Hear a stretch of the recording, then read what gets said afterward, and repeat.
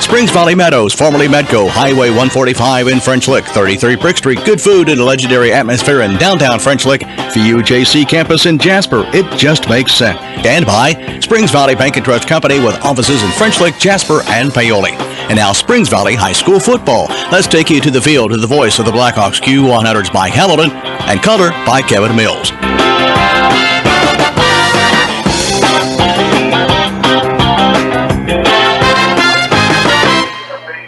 From the football field at Perry Central High School in Leopold, Indiana, this is Springs Valley High School football, where tonight the Blackhawks go in search of not only their third straight victory of the season, but their third straight win over their PLAC rivals, the Perry Central Commodores.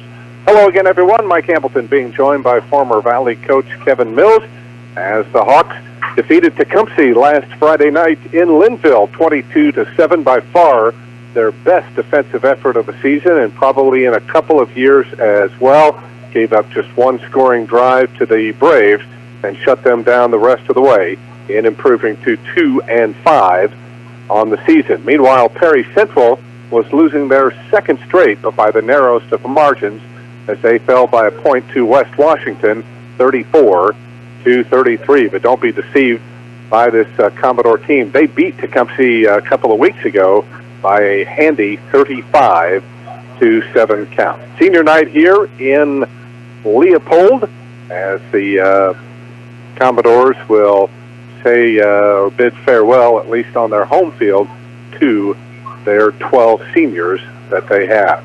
Well, it's been a long time, Kevin, since the Hawks have beaten Perry 2 consecutive years. It's been even longer since they've knocked them off 3 straight times. But obviously this one counts, and Valley would like to improve in the standings in the conference in their final league game of the year, but also in terms of continual improvement as they build toward the sectional here that'll get underway in a couple of weeks.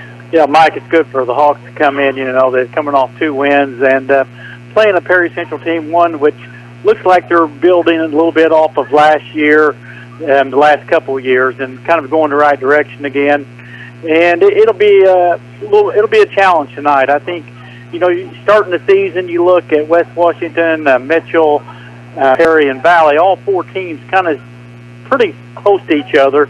You know, Mitchell came up with a couple of big wins, and, you know, Perry's had some good wins. I know it was a tough loss last week against West Washington, you know, 34-33. But, you know, it's a game where, you know, it should go either way tonight. I think Valley's coming in with some momentum, and if we can carry that on. And the other thing Valley's coming in, Mike, which I think needs to be noted is the Hawks have been healthy the whole year.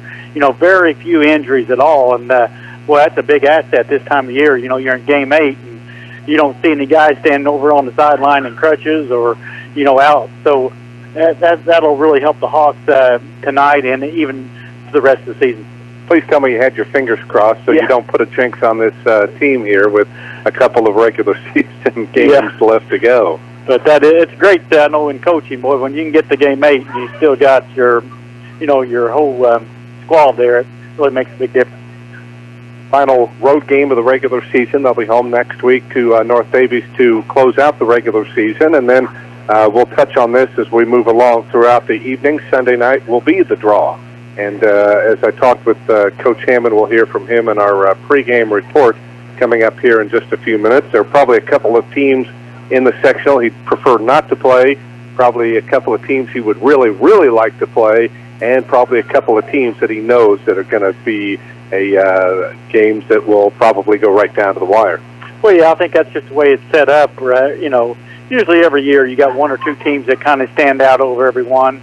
I guess this year it looks like North Central definitely one of the stronger teams in the sectional. They were, you had mentioned, they were junior dominated last year and had a strong club. And then, you know, Eastern Green's got a heck of a defense, and they're going to put a lot of pressure on whoever they play. But Valley, you know, will be sitting right there, and if you get the good draw and can get 1 or 2 games, win the first one and maybe the second one, and get to the final game, then, you know, then about anything can happen in final game of the sectional. So I know they're looking forward for a good draw. Again, the Hawks looking for their 3rd straight win over Perry. They'd like to make it 2 straight here on this field. If you remember, 2 years ago, the Thriller when O'Brien Selby ran it in overtime as the Hawks ended an 8-game drought. They had not beaten Perry Central on their field since 2000. Now they have a chance to make it 2 in a row. Tonight, it's Springs Valley and Perry Central on Week 8 of the 2018 high school football season, and it's also senior night here in Leopold. When we come back, we'll be joined by head coach Mark Hammond as well as Perry Central coach Greg Gibson. They follow these words. This is Springs Valley High School football.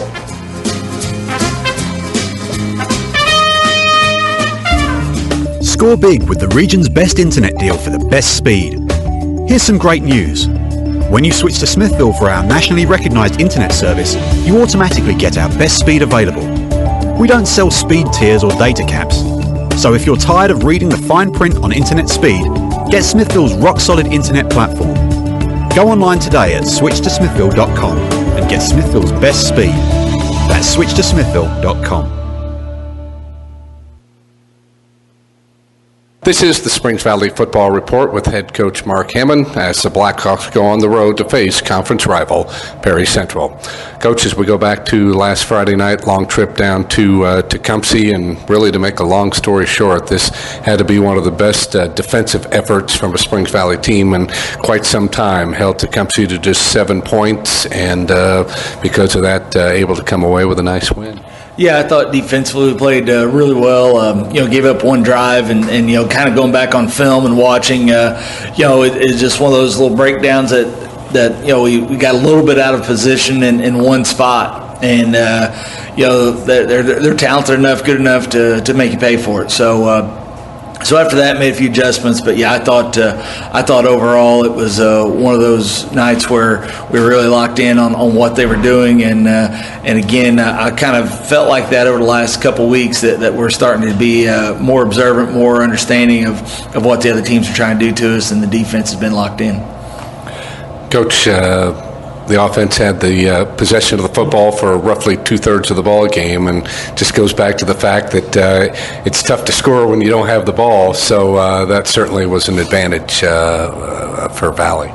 Yeah, I mean, that's something that, we not necessarily want to do. I mean, if the kid breaks a long run or we, get a touchdown quick, that's okay. But we also put the mindset that, 3 or 4 yards at a time and getting first downs are real important. So they know that once we get, kind of across midfield and get, 3rd and short, 4th and short, we're going to go for it and hopefully possess the ball. And like I said, they've kind of bought into that, and they've kind of got excited about it. The kids, I thought all the backs ran extremely hard the other night, and understanding the down and distance. I know people talk a lot about that on the defensive side, but I think it's just as important for the offensive side to think about that when you're trying to get that mentality of, hey, just first downs, and then everything will break open for you after that.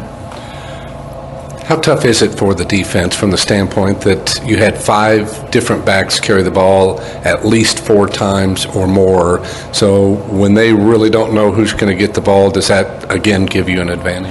Yeah, I think so. I mean, I think, on a given night, I think one back might look a little better like the other night. I think Jackson was had a really excellent night. And once we take him off the field or put him, in a different spot, they start getting a little more focused on him, but our other backs, are just as capable of doing that any given night. And I do think, and definitely high school sports and stuff, they start keying on one guy, and we have several. I thought Curtis ran the ball just about as well as I've seen him. Dick, he had a nice run. Colby, he was right there, and of course Cole broke a long one there later too. So again, we got that backfield that we can just rotate people around and see who's hot that night. And like I said, I do think it makes it tough on the defensive side to just zero in.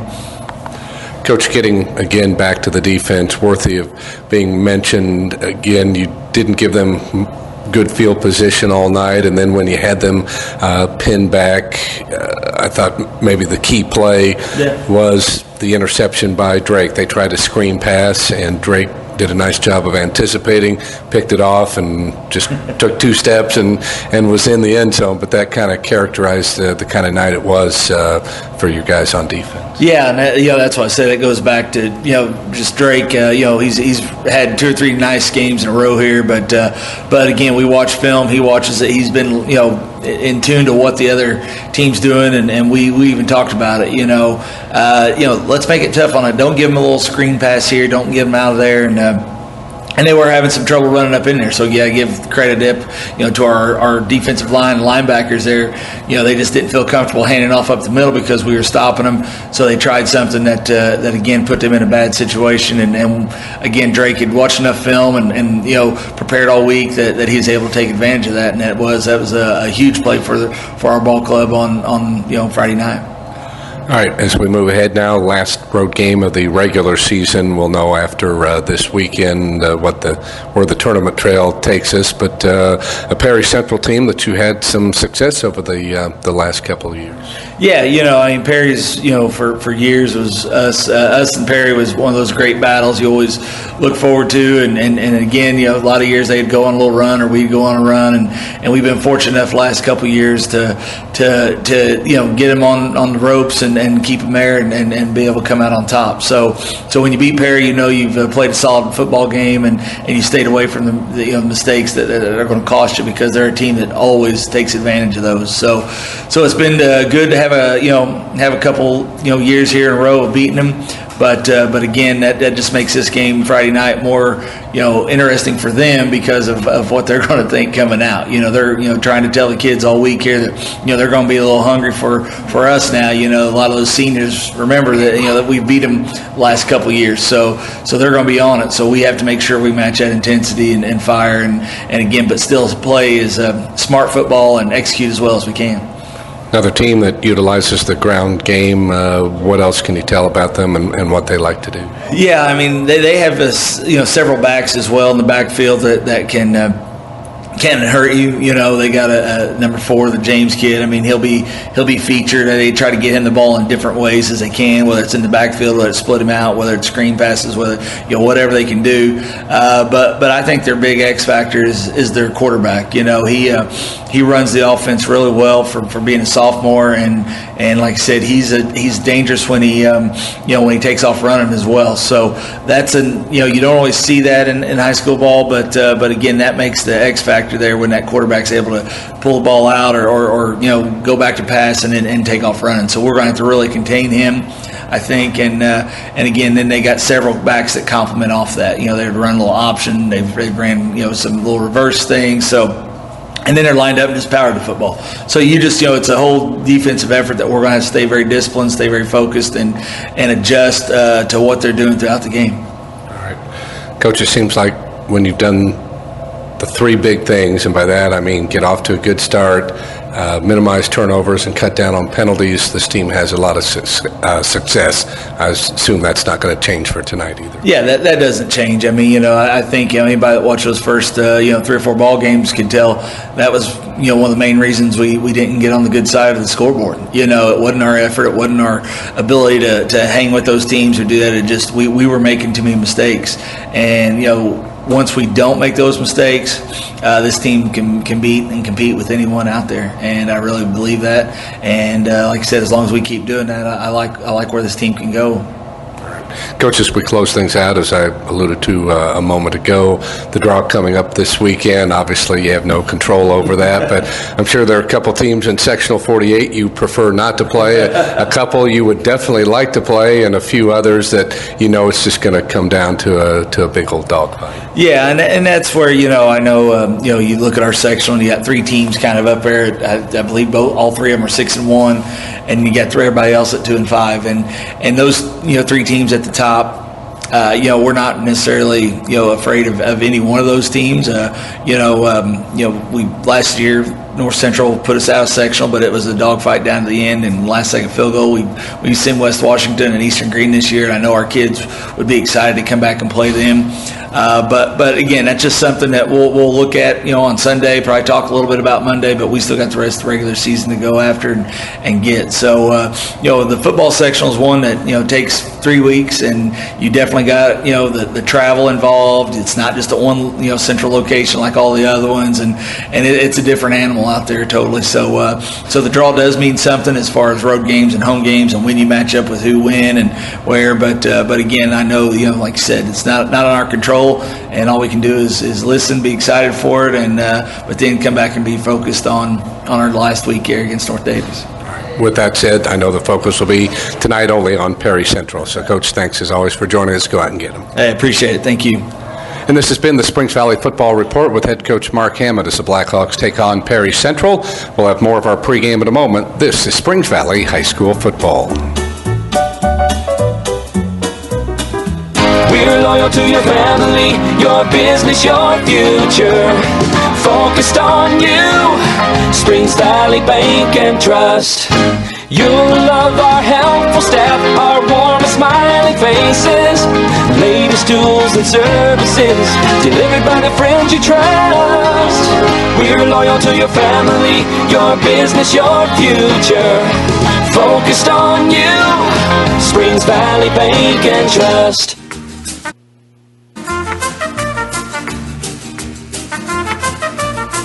Now by the head coach of the Perry Central Commodores, Greg Gibson. And, Coach, always a pleasure to catch up to you. And as you head into tonight, despite the fact that you've lost 2 in a row, 3 out of your last 4, we were talking earlier this week that you're still pretty upbeat about your football team. Oh, yeah, we play hard every night. We've lost a couple close ones. We haven't been blown out by anybody. And, we're a competitive team, I think. I think we can, we'll put the laces on every night, and we'll come out, and we're going to give you our best shot. And I think, we'll do that again tonight, hopefully. Some familiar faces we've seen from the last couple of years. I guess only 1 year with your quarterback Cameron Bland, but starting him as a freshman, and I assume he, along with some of the other guys, well ahead of the learning curve. Yeah, I mean he's made a big time jump from his freshman to sophomore year, and like I said, he's got a good crew around him. Has been in we've got a lot of our linemen now. This is their second or third year starting, so it's been a good group. They've kind of melded together pretty well, and so it's been fun to be around them. In terms of what you like to do offensively and defensively, I assume not a whole lot has changed? Just same. Perry Central, we want to run the ball. We want to throw the ball when we can. We're going to try to let our big boys up front take care of the ball game, and then when we get our chances for big plays, we hope to hit them. All right. Springs Valley's had your number the last couple of years. I know that weighs heavily on the kids, especially some of the upperclassmen and that type of thing. But what are your thoughts about Mark's team this year? They're, like I said, they got some big boys up front, and they got some nice athletes. The Land boy, I think, is one of the top 3 or 4 athletes in the conference. And the other running backs that go with them have good feet. I think they're a little different team than West Washington we saw. They were more of a power kind of deal, but these guys have just as good a speed and maybe better feet. So it's a different kind of challenge, but a big challenge. What do you feel will be some of the keys for your ball team? Well, since we quit, our turnovers early in the season kind of hurt us, but we've kind of fixed that a little bit. And then we just got to make sure that we don't shoot ourselves in the foot on drives with penalties and things like that. So, like any other football game, whoever comes away with least amount of turnovers and doesn't kill themselves on drives should come out on top. All right. Coach, obviously, team at front standings, and while neither side, in fact, failed, he's probably wrapped it up.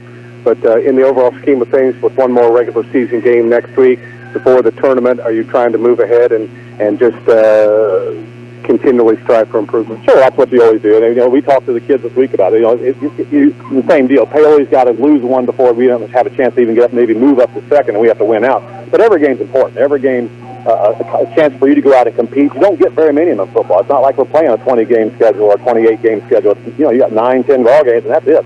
So every night is important. Coach, we appreciate you spending time with us again. Congratulations on the success to this point. We wish you the best not only tonight but on through the rest of the season as well. Oh, thank you for coming down, and thanks for the interview. That is Greg Gibson, the head coach of the Perry Central Commodores, joining us prior to tonight's game as the Hawks take on Perry Central. We'll have more of our pregame in a moment. This is Springs Valley High School football.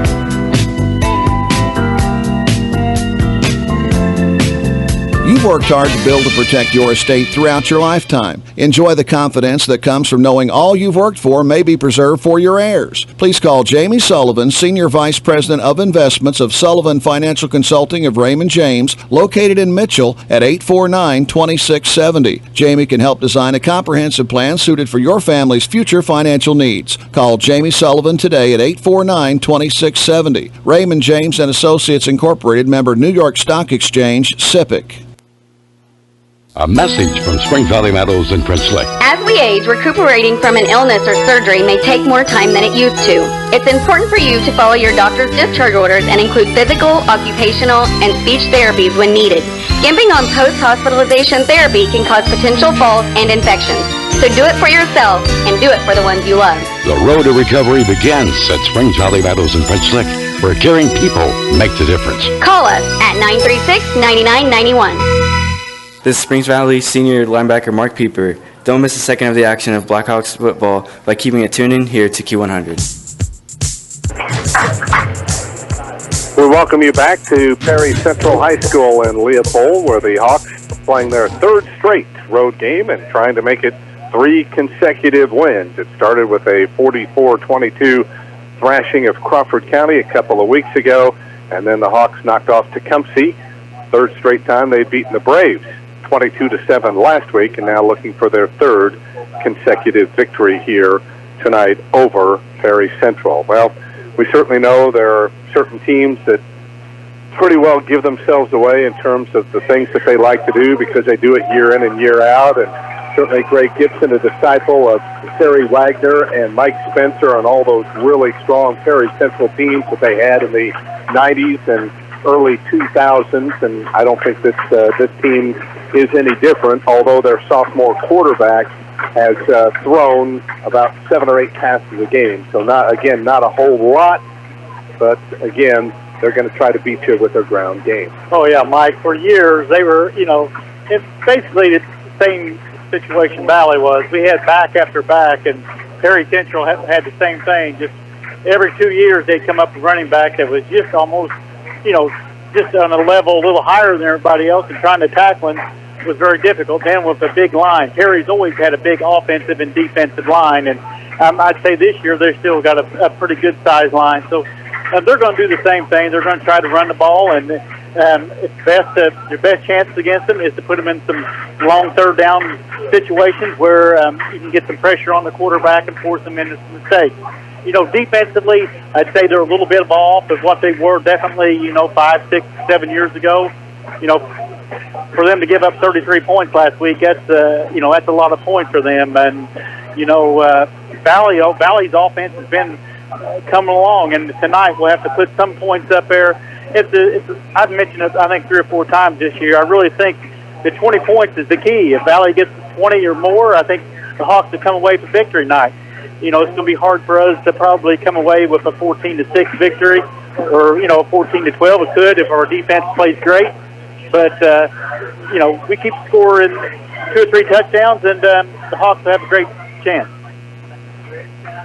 And certainly you have a week like you did last week where you controlled the ball for virtually 2/3 of the game as well. And again, as we heard from Coach Mark Hammond, it's tough for the other team to score when they don't have the ball. Yeah, we had the ball, like you mentioned, the whole week last week against Tecumseh, and long drives, and and Tecumseh only came up with 1 drive there, and that was about midway, start of the second quarter, where it kind of looked like they went down the field at will. But after that, the Hawks were able to, really do a good job at halftime making some adjustments, and they came out and just basically dominated the game in the second half. The score maybe even been a little misleading. I think probably more than just a 2-touchdown game, and I think that's a good sign that the Hawks are going the right direction. All right, Hawks will get the ball first. Perry Central won the toss, and they have deferred their choice to the second half. So while we have this opportunity before we get underway with tonight's PLAC encounter, Springs Valley against Perry Central, let's pause 10 seconds for station identification. This is Springs Valley High School football. Catch all the action of Blackhawk and IU sports on the Sports Voice of the Valley, WFLQ, French Lick, Indiana. While the teams line up, let's run through Springs Valley's offense. The quarterback will be Cole Cooper, 155 at a senior. The fullback, Colton Dickey, at 155 at a junior. The wingbacks are Colby Lowe, 155 at a senior. Jackson Land at 165 at a senior. Ammon Acup is the slot on the outside, 185 at a junior. The split end, Jordan Curtis, 165 at a junior. Left tackle, Nick Jones, 280 at a senior. Nate Hamilton, the left guard, 175 at a senior. Camden Grandstaff, 205 at a junior. The center, right guard, Caleb McCracken at 185 at a junior. And Colton Reynolds, 280 and a senior, is the right tackle. Valley's in white. Perry Central is in green. Hawks will be moving left to right here in this first half of play as Reese Davis will get set to kick the football away. Backbeat for the Hawks are Jackson Land and Colby Lowe. On senior night here in Leopold, the Hawks hope to spoil the celebration. The referee's whistle has blown. And Davis puts his foot into the ball. It's an end-over-end boot fielded by Jackson Land. It is 13, up to the 15, 20, 25, up the middle of the field, across the 30, and up to about the 33-yard line. And that is where the Hawks will begin their first offensive series of the contest. Well, Mike, it's the first week of October, and we're still in shorts and T-shirts. About 75 okay with me.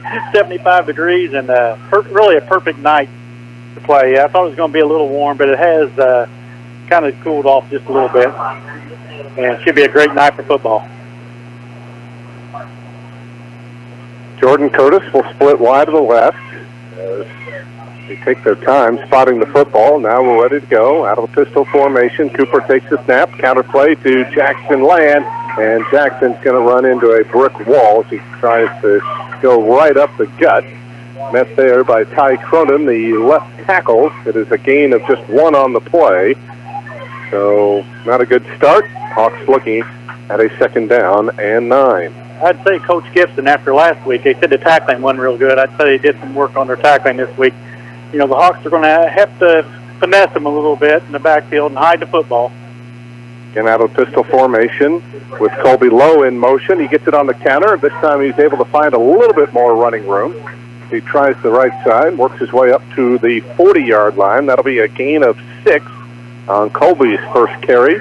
And now the Hawks are looking at a 3rd down and 3. It's a 4-3 look for the Commodores. Their tackles, Ty Cronin, 210 at a senior. James Parris at 235 at a junior. The ends are Colton Bland, 210 at a senior.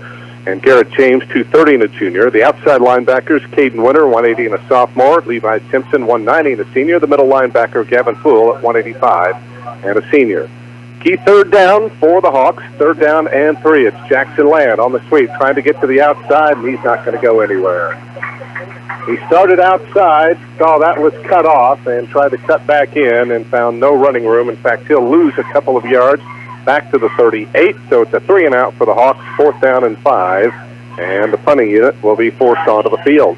Mike, we've had a lot of success the last 3 or 4 games running to the left side of our line, and boy, Perry really tightened it up on that set of downs and really make a couple of good stops. And Cooper able to get the punt off, and Gavin Poole will field it at the 26-yard line, and he's going to be wrapped up right there. Good coverage on the punt there for the Hawks as Nate Hamilton got down there quickly and prevented much of a return. But the Commodores will have the football now with exactly 10 minutes remaining on the clock here in the opening quarter on the Fast Eddie scoreboard. They'll have it 1st and 10 now at their own 28-yard line. It is Cameron Bland. He started last year as a freshman. He's a sophomore now at 175. His fullback is Levi Simpson, 190 at a senior. The tailback, Gavin Poole, 185 at a senior. The flanker is Clay James, 175 at a senior. Mason Peter, the split end, at 140 and a senior. The tight end, James Atkins, at 200 and a senior. Out of the pistol, Bland takes the snap, drops to throw, fires over the middle. He's got his man. That's Poole. Good run after the catch, out across the 40 to the 45 and up to about the 47-yard line. So with 3 wideouts to the near side, the Commodores able to spread Valley's defense. They found Poole over the middle, good for 19 yards all the way to the 47-yard line. And a good start here for the Commodores offensively. Yeah, Mike, they spread us out, and had three wide to the left, and they just hit him on a crossing pattern. Wishbone formation as the handoff goes to Poole. He's got a big hole. No, this is Levi Simpson, and he's got a huge hole up the middle as he bowls his way into Valley territory, and before the Hawks can pull him down, he's all the way to the 39.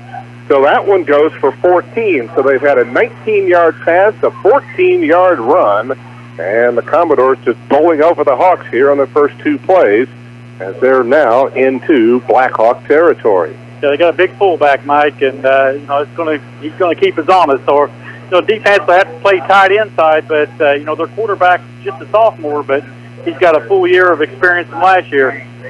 Offset high. Here's Bland, pitches it off now to Poole, trying to get to the outside, and his hit and goes down. Good job by Drake Perry to force him wide, and he got some help there as helping in on the stop for Valley was Justin Shipman. It's still, though, a pickup of 4 on the play. That'll bring up now a second down and 6. The offensive line for Perry, Juan Jarate is the center, 205 and a senior. Left guard, Colton Bland, 210 and a senior. Right guard, Garrett James, 230 and a junior.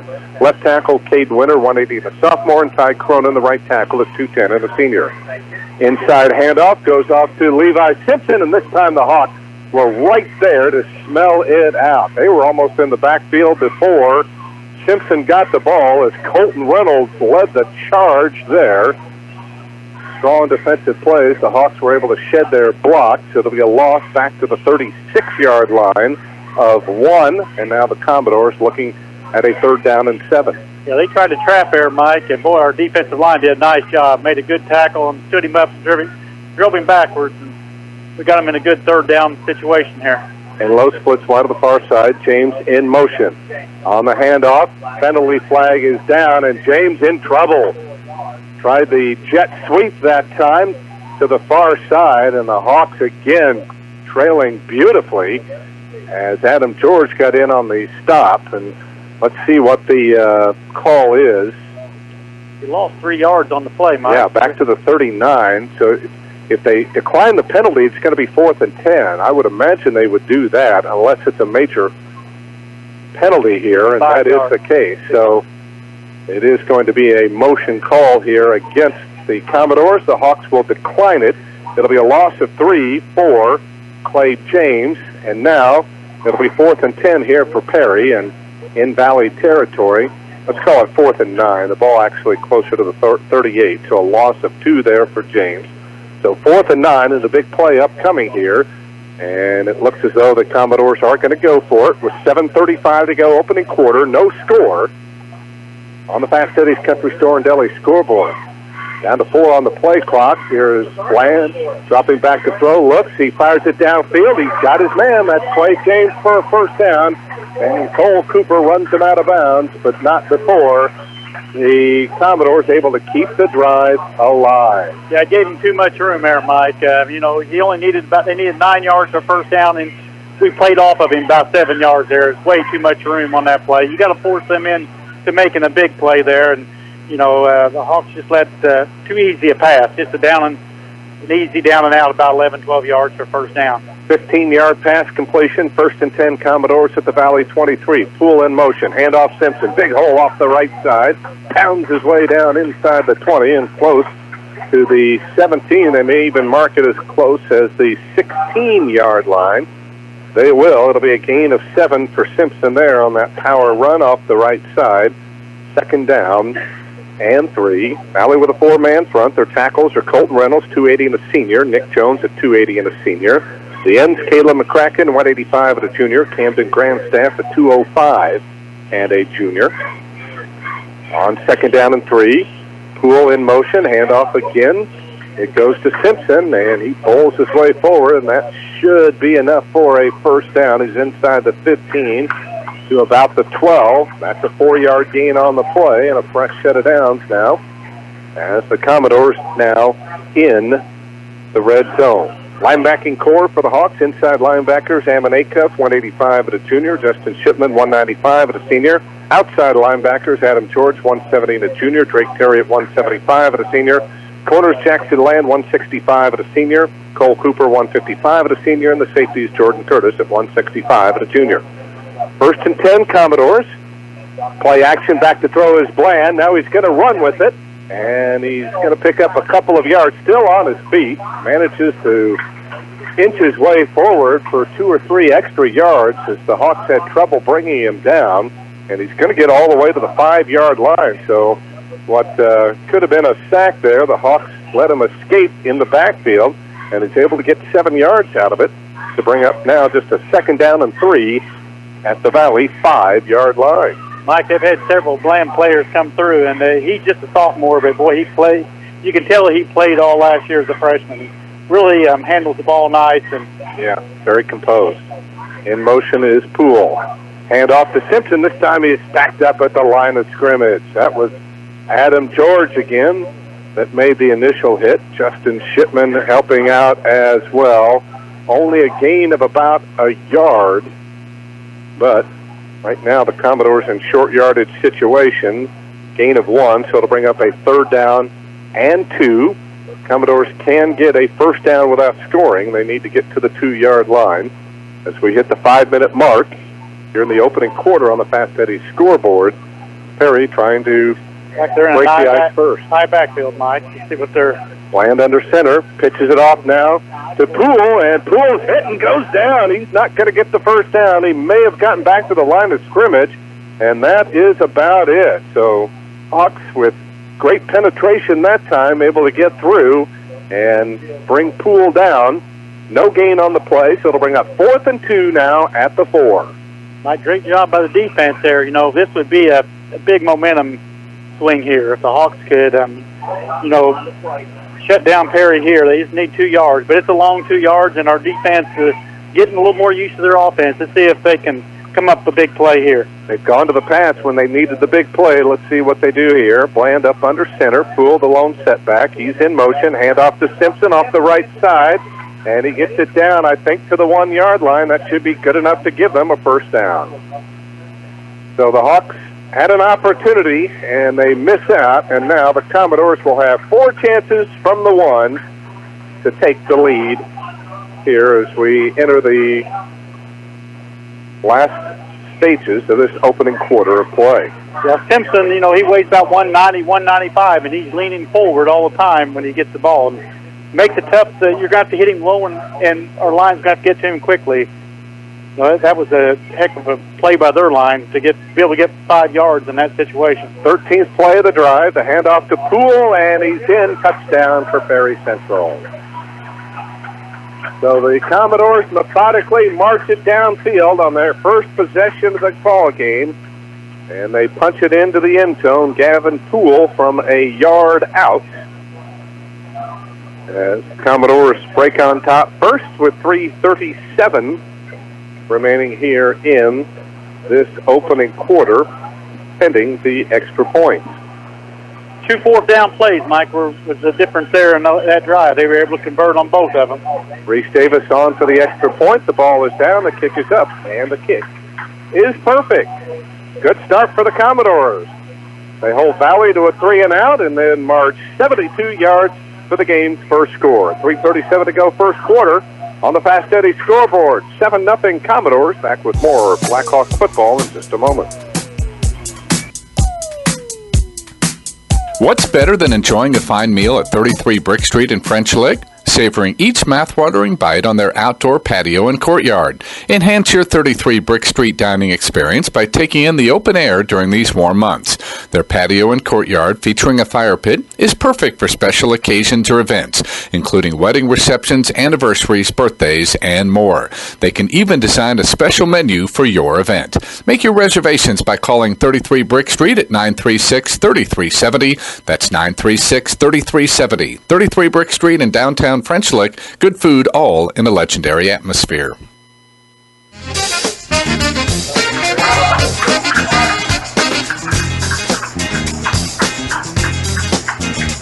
Following the Perry Central touchdown, Reese Davis kicking off a short boot fielded at the 21 by Colby Lowe, and Colby able to pick up 11 yards. So Valley will start this drive from their own 32-yard line, but now they find themselves down 7-0. Mike, each possession usually with the Perry Valley game is very critical. I mean, you're only going to get so many, shots with the football, and you're going to have to, move the football, keep it out of their hands, and we, need to put a score in here before his first quarter's over. Cooper hands off Colton Dickey on the counter, works his way off the left side, and it just looks like the Commodores are smelling out those plays. Valley runs at about 60% of the time. That'll be a 2-yard gain on Colton's first rush of the night. It'll bring up 2nd down and 8. Well, Perry they put 4 or 5 strong linemen up there, then put 2 or 3 good linebackers behind them, and they're going to sell out on the run. They're going to make Valley put the ball in the air, so it may be one of those situations where we may have to open it up, hit Jackson, deep, hit him across the middle. Acuff and Land split wide to the far side on 2nd down and long. In motion is Curtis on the counter. He's got it.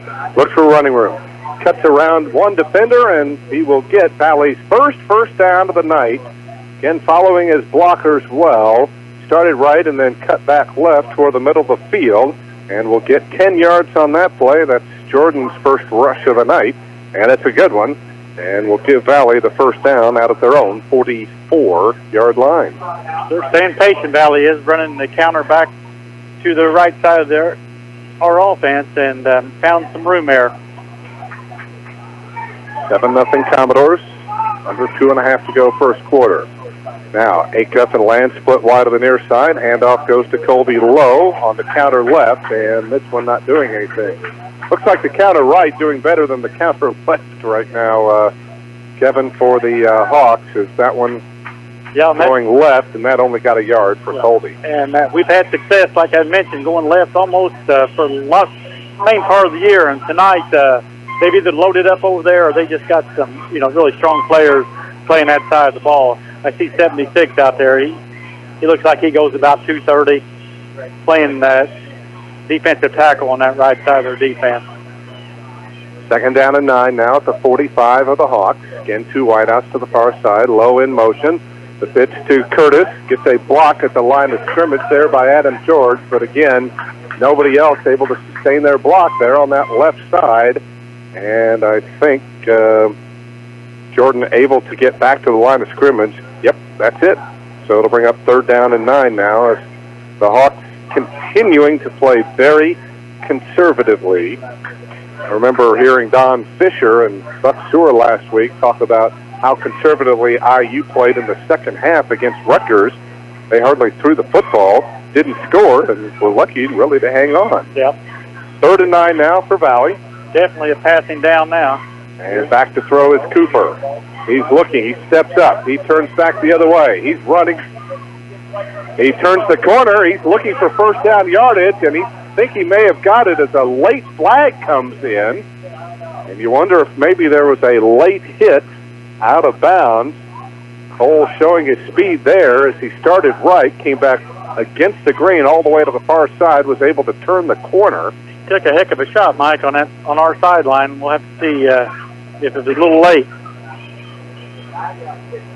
I think the Hawks would take an extra 15 yards in this particular case, and it is going to be a personal foul here against the Commodores. So it looks like he did get the first down at the 45 of Perry Central, and then another 15 will move it up here. And this should be down close to the 30-yard line. They'll spot it.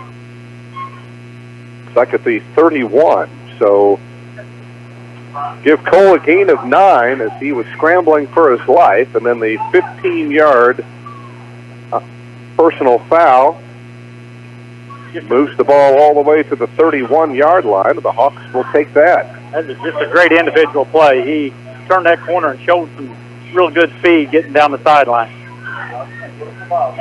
And off to Colby Lowe, working his way off the right side, and minimal yardage here inside the 30-yard line to about the 29. The helmet of James Paris comes off, so he's automatically forced to sit out of play. 2-yard gain for Colby there. It'll bring up now a 2nd down and 8. Doing the blocking for the Hawks, the center is Camden Grandstaff, 205 the junior. Left guard, Nate Hamilton, 175 the senior. Left tackle, Nick Jones, 280 the senior. Right guard, Caleb McCracken, 185 the junior. Here's a backwards pass to Jackson Land, and that will go for about 4, maybe 5 yards on what should be the final play of this first quarter of play. Hawks will be looking at about a 3rd down and 5 when the second quarter begins. We told you Caleb McCracken at right guard, and rounding out the offensive line for the Hawks, Big Colton Reynolds at 280 and the senior at right tackle. We've come to the end of a quick-moving first quarter on senior night here at Perry Central High School in Leopold. And after 1 on the Fast Eddie scoreboard, it's the Commodore 7, the Blackhawks nothing. Back for the second quarter in a moment. This is Spring Valley High School football. Hi, this is Lynn at Research Chiropractic Center. The shopping is done. The kids are back in school. Football's just starting. Mom, you need a break. A time just to relax and unwind. Call for an appointment with one of our board-certified massage therapists and let her help you get back into shape. But if it's not just sore muscles, you will want to see Dr. Lolita. She has your back. For your appointment, call 723-2277. That's Research Chiropractic Center. We'll be waiting for your call. I'm Christian Bloom, Dean of the Vincent University Jasper campus. We work closely with industry to ensure our programs are relevant and lead to high-paying jobs locally. I'm also proud of our seamless transferability, saving you thousands on credits that transfer to both private and public institutions. Job promotion, career change, or just want to save money while completing gen eds. VUJ just makes sense. Get your start today with a focused, quality education at Vincent University Jasper. This is Springs Valley senior linebacker Justin Chipman. Hear every pass, handoff, and tackle of Blackhawks football on the sports voice of the Valley, Q100.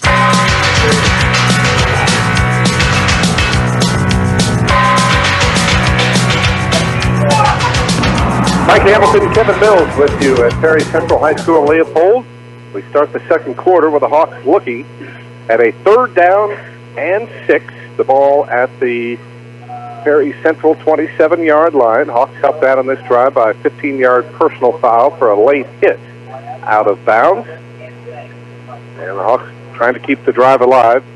3rd down and 6 here from the Commodore 27-yard line. You got 2 downs there, Mike, of course, to get to your first down. You just going to make the plays. There it goes. And in motion, counterplay right, and not much running room for Jackson Land. He'll pick up a couple, but it's going to leave a 4th down here for the Hawks. They'll spot it at the 25-yard line, so a 2-yard gain. And that'll bring up a 4th down and 4 as the Hawks still have yet to go to the air. They've run 11 offensive plays and still have not thrown the football. We'll see what they do here on 4th down and a long 4. Even if they give up the ball, they won't give up too good a field position. We got Perry on the bounce. 5. Yep. Back to throw is Cooper. Steps up into the pocket. Looks, he's going to run with it. He's going for the first down marker. He's got it inside the 20 to the 15 and down to about the 12-yard line. And again, Cole Cooper scrambling for his life as his receivers were covered.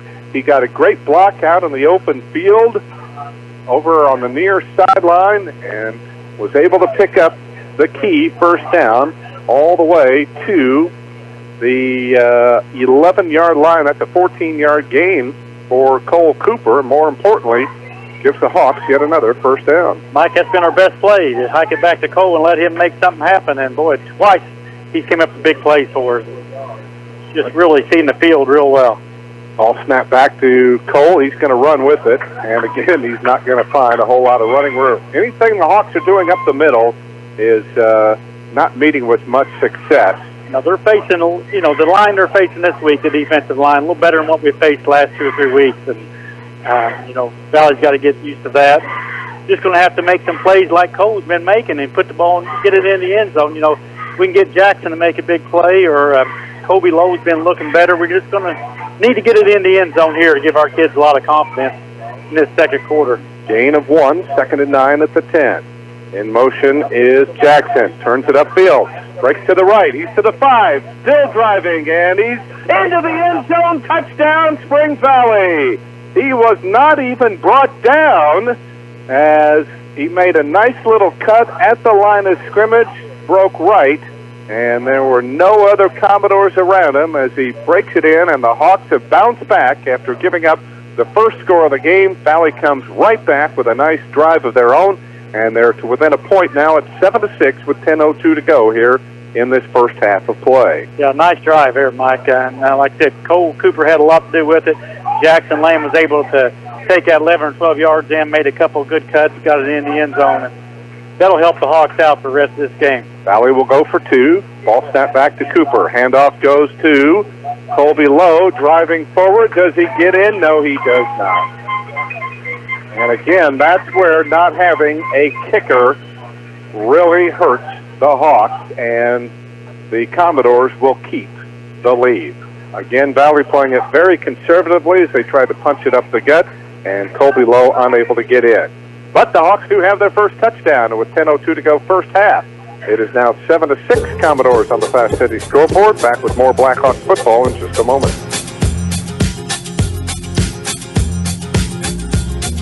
Need a real estate appraisal? Do you need to sell your home, farm, or business? Call Brooks Galloway Real Estate and Appraisal on College Street in French Lick, 936-7301 or Paoli at 723-7302.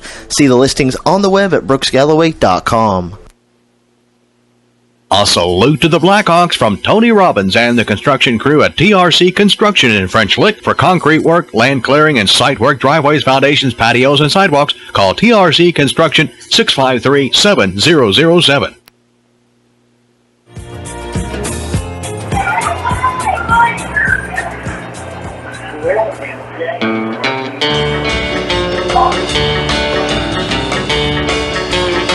Turing getting set to kick off after the Hawks' first touchdown of the contest.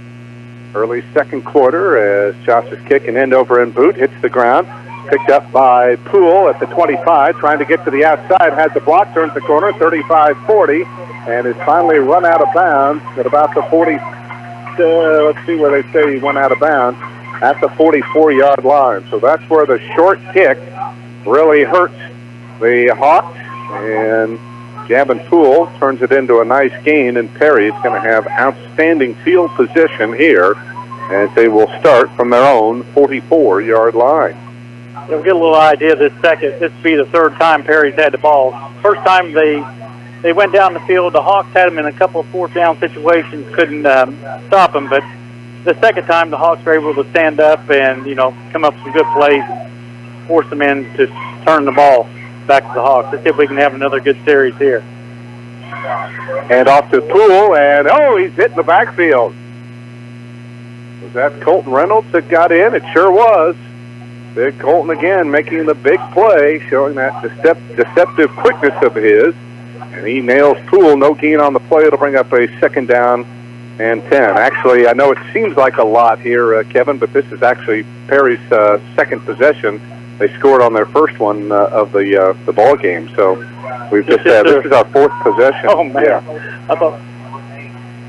See how they do Hard to here. believe. They've got 3 wideouts. James in motion. Bland throws the backwards pass. Caught by James. He's off to the races. A penalty flag comes in. He slips a tackle at the 30 to the 25 and goes down at about the 23-yard line. But there is a penalty flag thrown back at about the 41-yard line. So this may help the Hawks here. That was a great catch by Clay James. He had to just reach up and make a one-handed catch there. But we'll probably have either a hold or a block in the back, and that's going to bring it back.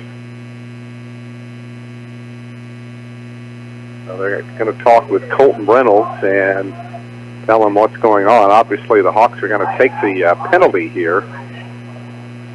And it's going to be a block in the back here against Perry Central. And that will move the ball back. It's actually going to benefit, it'll still benefit Perry a little bit here. As, I think, not sure where, I don't know now the ball, they're backing this up 15 yards. They should only back it up 10 yards. The flag was thrown at the Valley 41. and they're moving it back all the way to the Perry 43-yard line. Now they're going. Okay, now they're going to move it up here. No, they're going to move it back even more. Oh, my goodness. What in the world? Michael, and then I can think of is the ref he threw the flag, but he must have made the mark about our 40, about Perry's 47-yard line, 48. It's second down and 17 now for Perry Central back at their own 37-yard line. Here's Bland. Quarterback option, takes the snap, breaks to the outside, and he breaks the tackle from Jackson Land. He's got the first down. Oh, my goodness. Everybody blocked left, and on the quarterback draw, Bland able to take off to the right. Jackson Land was pursuing him, but Bland with a stiff arm able to bag him away, and he carries it all the way to the Valley 42-yard line. That is a 21-yard gain on the play, and once again, on a second and long, the Hawk defense lets Perry Central off the hook. Yeah, everybody went for the fake, and boy, he found a lane and used his athletic ability to get there. And off Simpson, big hole up the middle, breaks to the right, and a good open field tackle made by Jackson Land, but not before Levi Simpson breaks off a huge gain of 8 yards down to the 34 to break up a second down and 2. And so far here, Kevin, the Hawk defense not having near the success that they did last week against Tecumseh. No, they're facing more power in the back. You know, the ball's getting there pretty quick. Perry will dive it quickly, and then their quarterback is doing such a good job of handling the ball and making plays, not only by throwing, but also by running. Pitch to Poole, works his way off the left side. He's got some good running room. As the Perry Central line dominating things right now, and Poole able to pick up first down yardage as he pounds his way down inside the 30 to the 26. That's another nice little gain of 8 yards. More importantly, a big first down for Perry Central as they're getting closer to Valley's goal line. Mike, that was all blocking there because, boy, he had a hole there, and the back just followed his blockers and didn't get touched, so he's about 7 or 8 yards downfield. Offset eye behind Bland. Handoff goes to Simpson off the right side. Nice hole once again as he's down around the 20-yard line. That'll be a gain of about 6. And we're seeing the big difference here. You remember last week, Kevin, Valley was picking up 5, 6, 7 yards on first down, setting up second and short. That's not happening here, but it is to Perry Central. They're getting the 5 and 6 yards on first down. That one was good for 6 to set up a second down and 4, and we've got an injured player out on the field for the Commodores. That is Levi Simpson, which would be a key blow. Yes, that would. He looks like it's an ankle or knee, so he's really getting up slow. Chicago's Pizza, good. Stop by Chicago's on the Boulevard in French Lick for the salad bar lunch, 11 to 1:30 Monday through Friday. Salad, pizza, breadsticks, and drink for $8.25 at Chicago's Pizza in French Lick for carryout 936-2962. That's a little higher than what it was. I think we've been promoting $7.99, but trust me, that extra 26 cents is going to be well worth it. In fact, I was in there today talking with some of the people, and just in the 5 or 6 minutes I was there, it was during the salad bar lunch. They have put out usually about 8 trays of pizza, and I swear in that amount of time, 4 trays had to be replaced with brand new pizzas. That's how fast people were coming up to get those slices. I tell you, it's something else what they do there at Chicago's. And, you bet. On second down and 4, handoff off the right side. This is Poole, and he is fighting for first down yardage. He'll be close as he powers his way down close to the 15-yard line, working his way off the right side. They're going to say, is he short or not? Now they're saying it is the first.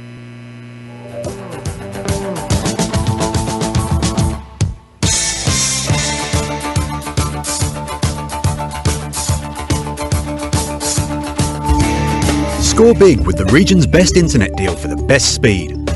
Here's some great news. When you switch to Smithville for our nationally recognised internet service, you automatically get our best speed available. We don't sell speed tiers or data caps. So if you're tired of reading the fine print on internet speed, get Smithville's rock-solid internet platform. Go online today at switchtosmithville.com and and get Smithville's best speed. That's switchtosmithville.com.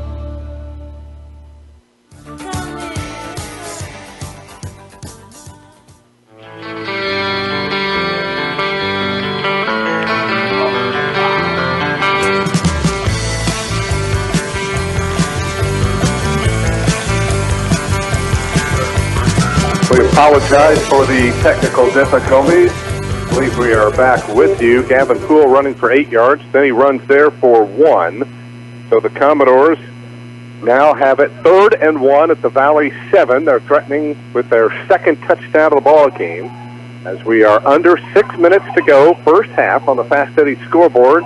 Perry trying to add to their 7-6 lead. Offset eye in the backfield as Bland hands off to Poole off the right side, wide open hole, and he's in. Touchdown for Perry Central, and they have just increased their lead now to 13-6, and the Hawks are going to have to make some big adjustments because they are doing absolutely nothing to slow down this Perry Central offense. Yeah, Mike, that time they just, everybody blocked down, they kicked out or in, it looked like, and there was just a huge hole there, and went 7 yards without getting touched.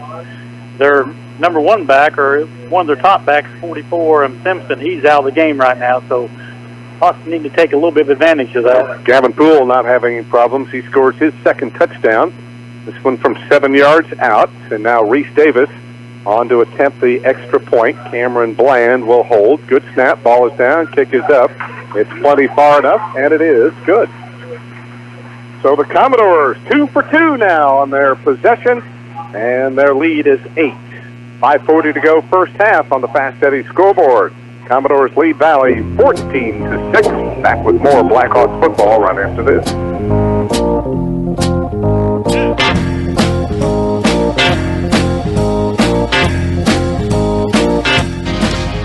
Springs Valley's mobile banking app is easy peasy.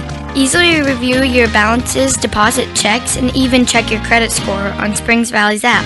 With Springs Valley's mobile app, you will receive your credit report, monitoring, and alerts. Plus, you have access to loan offers and financial educational tools. At Springs Valley Bank and Trust, we make it easy peasy. Member FDIC, Equal Housing Lender. Focused on you, Springs Valley Bank and Trust. This is Springs Valley Senior wide receiver Jackson Land. Your power station for Blackhawk Sports is Q100 WFLQ.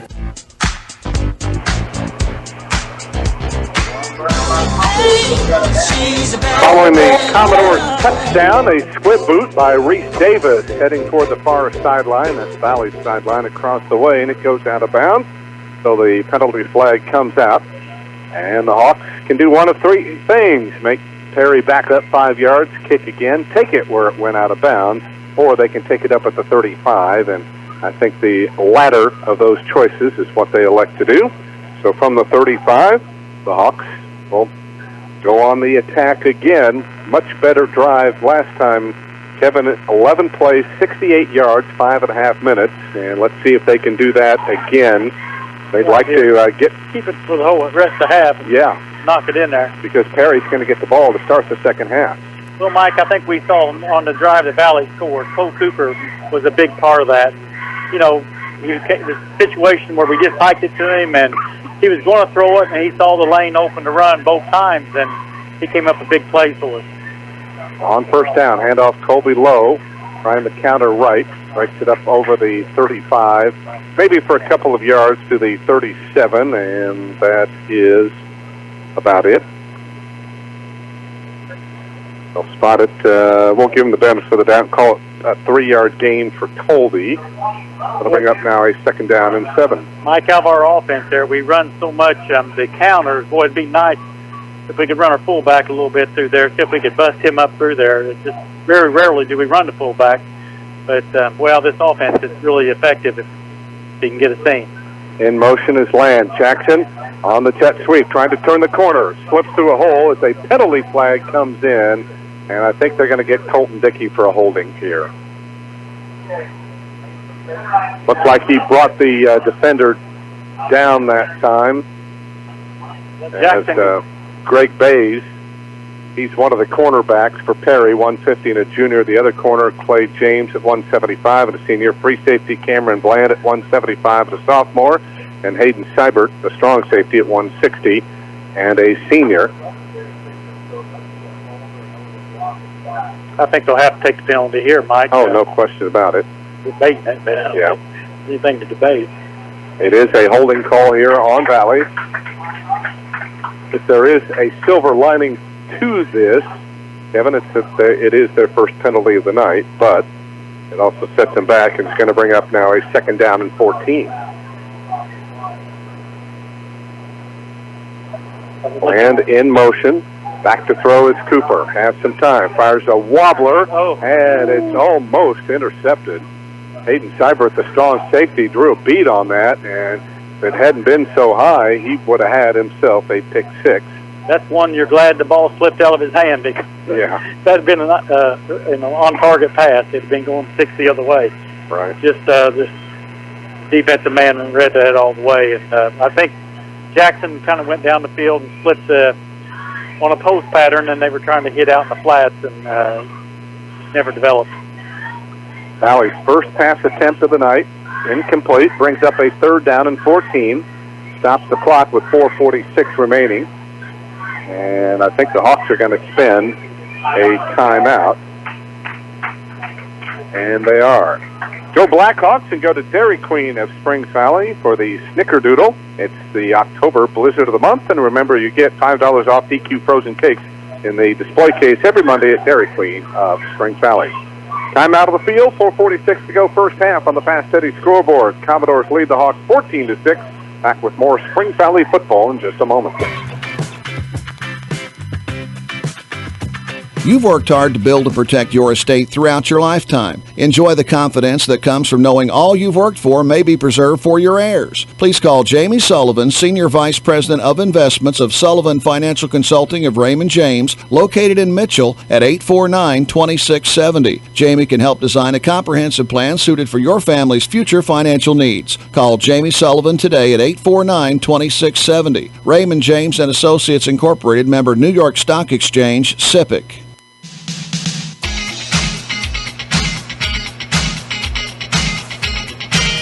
Before we go any further, let's pause 10 seconds for station identification. You're listening to Springs Valley High School Football. Your home of IU and high school sports in the Valley. WFLQ, French Lick, Indiana. Hawks looking at a 3rd down and 14, back at their own 31. They trail 14-6. In motion goes Jordan Curtis. Out of the pistol is Cooper. Dropping back to throw. Steps up. He's going long, and he again, as he has done so many times this year, overthrows his target. Jackson Land was running a post pattern down the middle. He had double coverage, but again, Cole Cooper, flashing that strong arm of his, overshot his target, and that'll bring up 4th down, and it looks as though the Commodores are going to get the football back and still Plenty have of time. 4:41 on the clock here in the first half. Yeah, that was a tough series there, Mike. We got the ball, only took 20 seconds off the clock. Yeah, and, 2 incomplete passes, right. So Cole Cooper, he had a tough night last week, including just a 6-yard punt. Hopefully he can get off a good one here. It's a spiraling boot, and will take a bit of a Springs Valley roll, and the Hawks will down it at about the 29-yard line. So again, the punt for Cole, setting it up so that there would be no return. But the Commodores have the football, and they've got 4.5 minutes. And boy, this is a crucial series here, Kevin. You don't want to go to the dressing room down 2 scores, and with Perry getting the ball to start the 3rd quarter. Yeah, this is one of those times where you look for a turnover. You get a turnover, on this series here, could really basically turn the game. And the defense will really have to step it up. 40-yard punt for Cole Cooper, no return. Commodores 1st and 10 from their own 29. I formation backfield, play action, back to throw is Glad. He is going long, and the pass is it intercepted? It is! Oh, what a catch by Cole Cooper! He was stride for stride with the receiver down there, Clay James, and stepped in front of him and picks it off And the Hawks get the football back, as that is our first turnover of the night. That was just a great interception there, Mike. He didn't go for the ball fake and ran stride for stride with the offensive man and was able to dive and have the interception there. And that could give the Hawks momentum here for halftime. And Cole really having a heck of a ball game too. 2 or 3 big plays and then a big interception here. So the Hawks take over the football now. It was a long pass, about 35 yards to Land through. So the Hawks from their own 31. On first down, it is Land squirting forward up close to the 35. They're going to say his knee touched back at the 34, I believe. So it'll bring up now a second down and 7 for Jackson. That's his 5th carry for 14 yards. Colby Lowe has carried 5 times for 14. Cole Cooper has rushed 3 times for 24. On second down, and off to Curtis. Works his way off the right side, pounds his way out over the 35, trying to keep those legs pumping, and gets it up to about the 37-yard line. If the Hawks want to run out the clock, they almost have to get at least 1 first down. And, of course, Perry still has, I believe, all 3 of their timeouts. That's a 4-yard gain for Jordan. And now the Hawks are looking at a 3rd down and 3, as we've got 3:25 remaining here before halftime. And our halftime guest is none other than Springs Valley Blackhawk Brigade Director Luke Aylesworth. All right, on 3rd and 3, in motion is Land, and we had some movement here. And over there on that right side, I think it was Colton Reynolds that jumped a little bit too soon, and that is the case. Yeah, it's going to put it 3rd and about 8, 3rd and 9, Mike, and we're not in 4-down territory or anything, so it's either on this down, you're either going to get the first down or you're going to punt the ball back to the Commodores. So the ball back to the 33 now, so it'll bring up now a 3rd down and 8.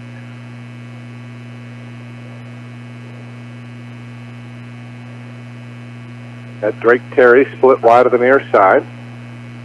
Cooper up under center.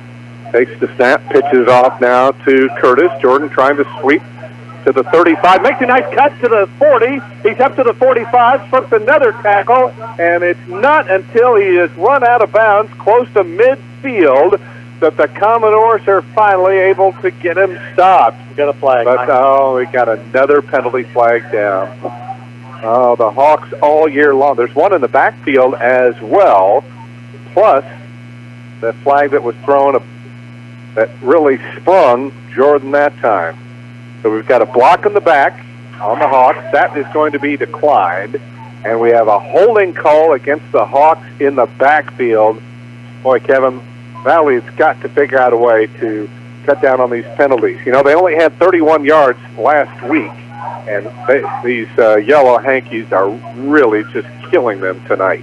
Well, when you're trying to come from behind, too, Mike, the penalties become, much more penalty. It's a bigger penalty for you. I mean, looked like we was going to have a first down, and instead we're going to be 3rd and about 20, it looks like. 3rd and 22. So that'll amount to a 14-yard penalty. So now it's 3rd and Bandon. And they're going to try the double reverse. And maybe with the pass here, Drake Terry thought about throwing the football. Now he's going to run. He's in the backfield, and he's going to be hit and goes down. He was looking for Jordan Curtis downfield, but the Commodores had him covered, and Terry able to only pick up maybe about 3 yards on the play as the Commodores will spend a timeout. It's going to bring up 4th down now for the Hawks, 4th and long, and they're going to be forced to punt the football away here.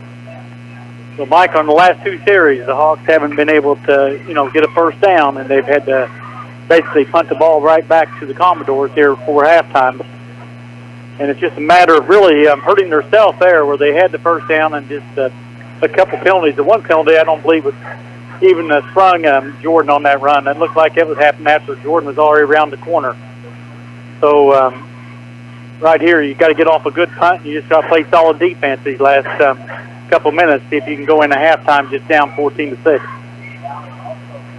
And we've seen the Commodores air it out, so well over 2 minutes, 2:19 left would give them plenty of time to move the football downfield. They also have a good field goal kicker, too, so that would be an option for the Commodores as well. It's 4th and 19 at the 22. Cooper got off a 40-yard punt last time, and the Commodores have James and Poole back deep here. Good snap back, and this time it is a spiraling line drive boot, and again, Perry Central is going to let it roll. And the one thing that's been nice for Cole, any of his boots this year have always seemed to take a big Springs Valley roll, and it will be down at the PC 35-yard line. Well, we'll see what Perry's 2-minute offense is. It's 65 yards, and they have shown they can throw it, but we've also shown the Hawks have shown they can pick it off. And right, you know, a turnover again would be very productive for the Hawks. Good pressure, first of all. They got to get good pressure on the quarterback. 43-yard punt for Cole, so he does about as well as he can there to pin Perry deep. Let's see what they do now on 1st and 10. I formation backfield. Draw play goes off 2, and that is Greg Bays carrying the football. The first time he has carried tonight. Remember, Levi Simpson, their big bruising fullback, got hurt there in the first half, so that was a good stop there. No gain on the play. So it keeps the clock moving with 1:45 to go here before halftime. Hawks trailing 14-6 on the Fast Eddie scoreboard. And now they're going to try to fix the chin strap of Greg Bays, and now they're going to stop the clock here. And Bays will come out. He'll be replaced here by Gavin Poole. We see Levi Simpson. He is down on the bench there being tended to, so his injury apparently serious. Here's a double reverse. Goes off to Clay James, and the Hawks able to smell it out. Good open field tackle made by Cole Cooper, who stayed at home that time. So a little razzle-dazzle there by the Commodores didn't work as well as they would have liked. It is a 5-yard gain for James, but it's going to bring up a 3rd down and 5 as the clock hits 1 minute remaining here in this first half of play. I think if they don't get it, they may just run the clock out here, Mike. Hawks cannot give up a big play. Here's Bland out of the shotgun, takes the snap, drops back to throw. Look, fires it downfield, batted up in the air, and it's intercepted by Drake Terry. He'll go down after a short gain, and then a penalty flag comes in. We may have a face mask here on the Commodores, but what a play as Drake Terry, his 2nd interception in as many weeks, and what a job he did to get a hand on that, tip it up in the air, and come down with it. And goes down at the 45, and we are going to have a personal foul face mask against the Commodores. And suddenly the Hawks now will have the ball at the Perry 30-yard line with 40 seconds remaining here in this first half of play. So an opportunity, Kevin, for the Hawks to try to do something here right before halftime. I was kind of surprised there, Mike. I think Perry got a little greedy there. They're going to get the ball at the start of the second half, and basically just to throw it into triple coverage, and a great tip. One of our players tipped it up in the air. Drake himself. Drake he tipped it up and then picked it off. Yeah, great awareness of. He's very athletic. I've watched him all year. He's got some athletic ability, and he showed it there. So the Hawks at the Perry 30. Just 40 seconds left. They do have 2 timeouts. Out of the pistol, Cooper takes the snap, hands off to Jackson Land, trying to drive forward, and will pick up about 5 yards down to the 25-yard line, and the Hawks will take one of those 2 remaining timeouts here with 32 seconds to go. 5-yard gain there for Jackson. It'll bring up now a 2nd down and 5. Matt Cooper and the team of surveyors and engineers at BRCJ Incorporated are proud of our young leaders that excel between the lines and in the classroom. BRCJ salutes the parents, teachers, and coaches for their support of these activities because life is a team sport. Stop by Chicago's Pizza on the Boulevard in French Lick for the salad bar lunch, 11 to 1:30 Monday through Friday. Salad, pizza, breadsticks, and drink for $8.25 at Chicago's Pizza in French Lick for carryout 936-2962. Well, Mike, we got 32 seconds left, and the Hawks are going to be able to get off at least 5 plays in that amount of time. So the clock really we're not in bad shape there. I think we got plenty of time. But we are going to have to go to the air. Yeah, you're going to have to go to the air. But you're also going to get, I think we got 1 timeout left. Right. And, of course, you got out of bounds and you got incomplete passes. So we're going to get several plays off here. It's just a matter of coming up and really turning the game completely around than what it could have been going into halftime. Sure. Well, at the very worst, you don't want to go down any more than 8 that you are here at halftime, and hopefully you can cut into that. All right, 2nd and 5 at the 25. Land in motion, play action, back to throws Cooper. He's being chased. He fires it downfield. He's got a man. Oh, and it's intercepted. This time he underthrew his target, and still on his feet there is, I believe that was Clay James that picked that up. No, it was not Clay James. I think it was Gavin Poole that picked off the pass. It'd been better just go ahead and throw that one in the ground, Mike. Yeah, he was out of the pocket, so it probably wouldn't have been intentional grounding. Right. You just go ahead and take your... so the Hawks are thwarted on their opportunity to try to get another touchdown. The return was back to the 30-yard line. So 2 turnovers now for Perry, 1 now for Valley. I bet they go down on a knee here, Mike. I would think so here. Let's see, Bland is up under center. He takes the snap. Nope, he's going to hand off. Big hole off the right side by Bays, and he is pulled down at the 40-yard line. That should be a first down. It is. So Greg Bays has carried the last couple of times. And it is a first down, 10-yard pickup for him. And another Perry first down, 10 seconds to go. And now the Commodores are going to want to use one of their 2 final timeouts, leading 14-6 with now 10 seconds remaining before intermission here at Perry Central High School in Leopold, Indiana. Just 10 seconds to go. It's still a little surprising that Perry would put the ball in the air again, or the advantage would be in Valley's favor, I would think, here. You would get a turnover or possibly, sack the quarterback, which wouldn't hurt Perry that bad there, but just a turnover could give Valley one more shot at the end zone. Go Blackhawks and go to Dairy Queen of Springs Valley for the Snickerdoodle. It's the October Blizzard of the Month, and remember, you get $5 off DQ frozen cakes in the display case every Monday at Dairy Queen of Springs Valley. Don't forget, we're a few moments away from our Springs Valley halftime report. I know we'll have our senior spotlight as well, and boy, it totally escaped me who our they need to keep an eye on Clay James here. I know that. He's in motion, and they're going to take it. Oh, and what a hit! Drake Terry comes in and nails Cameron Bland for a loss back to the 5-yard line, and that will bring us to the half. A blindside but legal hit by Drake Terry.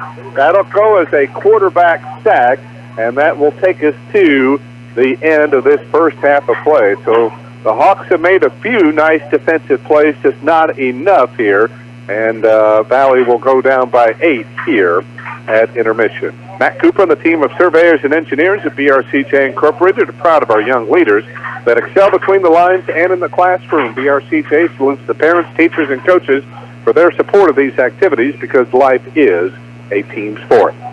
When we come back, we'll begin our Springs Valley halftime report at intermission here at Perry Central High School in Week 8 on Senior Night in Leopold. On the Fast Eddie scoreboard, it's Perry Central 14 and the Blackhawks 6. You're listening to Springs Valley High School football. caring parents at Springs Valley Meadows in French Lick. You can feel it the minute you walk into Springs Valley Meadows. We're the experts in long-term care, not just doing a job, but following a calling. We're here to help you and your family find answers, solutions, and peace of mind. In fact, we become an extension of your family. For more information about Springs Valley Meadows, Highway 145, French Lick, visit ascseniorcare.com. Or call Springs Valley Meadows at 936-9991. What's better than enjoying a fine meal at 33 Brick Street in French Lick? Savoring each mouth-watering bite on their outdoor patio and courtyard. Enhance your 33 Brick Street dining experience by taking in the open air during these warm months. Their patio and courtyard, featuring a fire pit, is perfect for special occasions or events, including wedding receptions, anniversaries, birthdays, and more. They can even design a special menu for your event. Make your reservations by calling 33 Brick Street at 936-3370. That's 936-3370. 33 Brick Street in downtown French Lick. Good food, all in a legendary atmosphere. Hi, this is Lynn at Reeser Chiropractic Center. The shopping is done. The kids are back in school. Football's just starting. Mom, you need a break. A time just to relax and unwind. Call for an appointment with one of our board-certified massage therapists and let her help you get back into shape. But if it's not just sore muscles, you will want to see Dr. Lolita. She has your back. For your appointment, call 723-2277. That's Reeser Chiropractic Center. We'll be waiting for your call. Need a real estate appraisal? Do you need to sell your home, farm, or business? Call Brooks Galloway Real Estate and Appraisal on College Street in French Lick, 936-7301 or Paoli at 723-7302. See the listings on the web at brooksgalloway.com.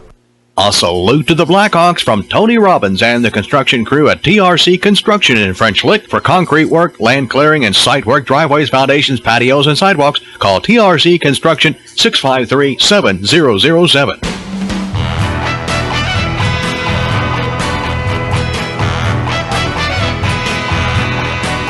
Tonight's Spring Valley halftime report begins with a recap of the first half scoring. Hawks went 3 and out as they got the football first, punted the ball to Perry Central, who took over at their 28-yard line and proceeded to go 72 yards in 13 plays, using 6 minutes and 23 seconds on the clock, as Gavin Poole was able to run it in from a yard out at the 3:37 mark of the opening quarter. Reese Davis added the extra point, and the Commodores had a quick 7-0 lead. But the Hawks came storming right back, helped out by a late hit out of bounds. The Hawks were able to mount an 11-play, 68-yard march using 5 minutes and 35 seconds on the clock. And on a 2nd and 9 from the 10-yard line, Jackson Land did the rest. In motion is Jackson. Turns it upfield. Breaks to the right. He's to the 5. Still driving. And he's into the end zone. Touchdown, Springs Valley. Land's touchdown came at the 10:02 mark of the second quarter. The Hawks gave the ball to Kobe Lowe, who tried to run it in from the left side, but was stopped short.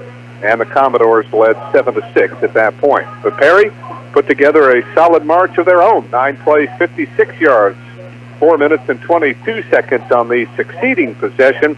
And it was Gavin Poole again getting the score, this time from 7 yards out with 5:40 to go in the first half.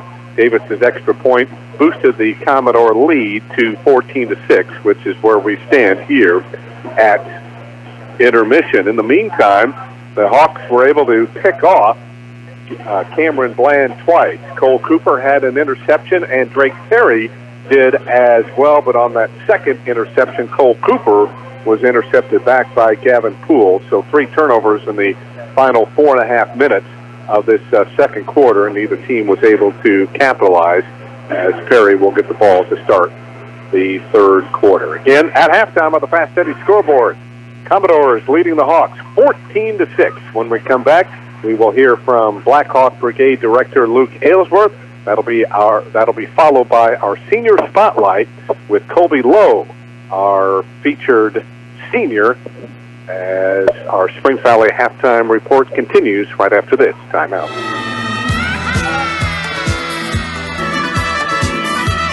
I'm Christian Bloom, Dean of the Vincent University Jasper campus. We work closely with industry to ensure our programs are relevant and lead to high-paying jobs locally. I'm also proud of our seamless transferability, saving you thousands on credits that transfer to both private and public institutions. Job promotion, career change, or just want to save money while completing gen eds? VUJ just makes sense. Get your start today with a focused, quality education at Vincent University Jasper.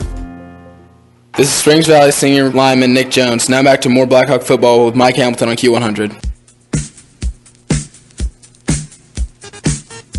We welcome you back as we continue on with our Springs Valley halftime report. My guest this evening, well, before we get him on, just a little bit of a who's who, perhaps, of Indiana high school bands.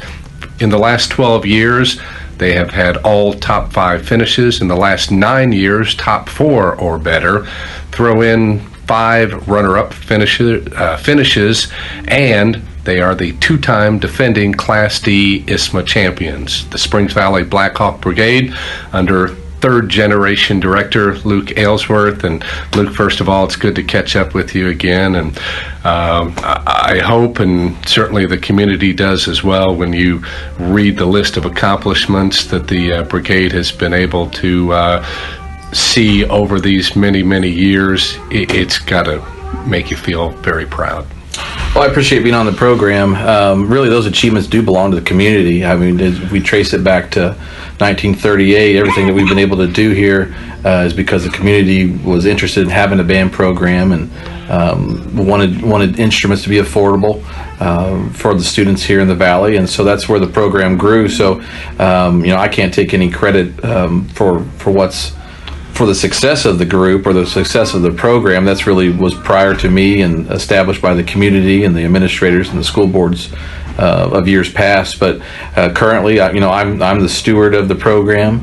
I take that pretty seriously, and our students are as well. And so we're trying to, what we try to tell the students is that we're not focused on results and scores or placings. We really want to see improvement every year. And when you list those achievements, it doesn't take long for them to figure out that they have to be on their game every day in order to be better than those previous bands. So that's really what we try to focus on. How important is the recruiting? And I don't mean that in the typical sense of a sports team like a college going out and looking for players all over the country. You have to do it within the school system, but getting these kids interested and started at a young age, I assume that is very important.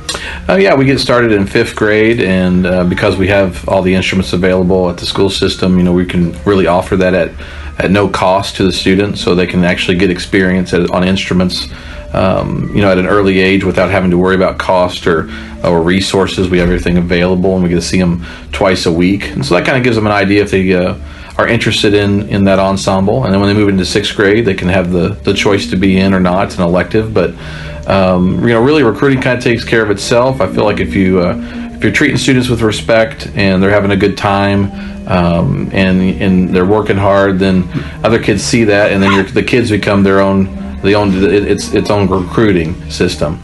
And so really we kind of depend on the kids to do that and just run our system, and success breeds success. Ton of seniors from last year that you're having to replace, so tell us a little bit about the transition and about this year's group. Yeah, we had 23 seniors last year, but a lot of other folks usually talk about that. We don't talk about it too much. We have seniors every year, whether it's 23 this year or 16, or we have 8 this year.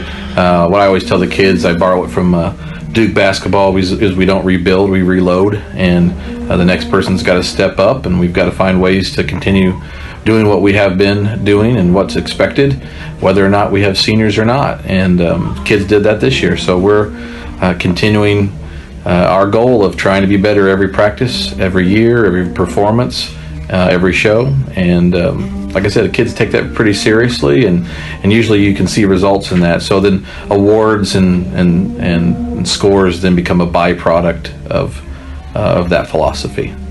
Give us a brief overview of the show and how you feel the kids have performed through their competitions to this point. Yeah, this year's show is a little different for us. We've done some sentimental shows the last couple of years, so this year we decided that we wanted to do some things that were a little bit different. So we chose to do a show called Lair, and it's tentatively about dragons and kind of mysterious moods and music, and so it's worked out quite well. It's a different feel and vibe for us. It's not what we're used to doing. It challenges the students in a different way, and they've performed it really well. I think it's shocked some of the judging community and some of the fans just because it's so different from what we normally do. But that's how you keep things new and fresh, is you don't want to keep doing the same thing over and over again. Our fundamentals are the same, and what I remember Coach Harris saying one year somewhere in regards to football is running up the middle until they can stop you. That's kind of what we're doing. Okay. As you get ready now for the ISMA band competition, it'll actually start October 13th with the regionals, but just talk about, I mean, we assume as the two-time defending state champions what you want to do, but in terms of the expectations, where are those right now? Yeah, I don't think we've ever talked to the kids about three-peating or even back-to-back or things like that.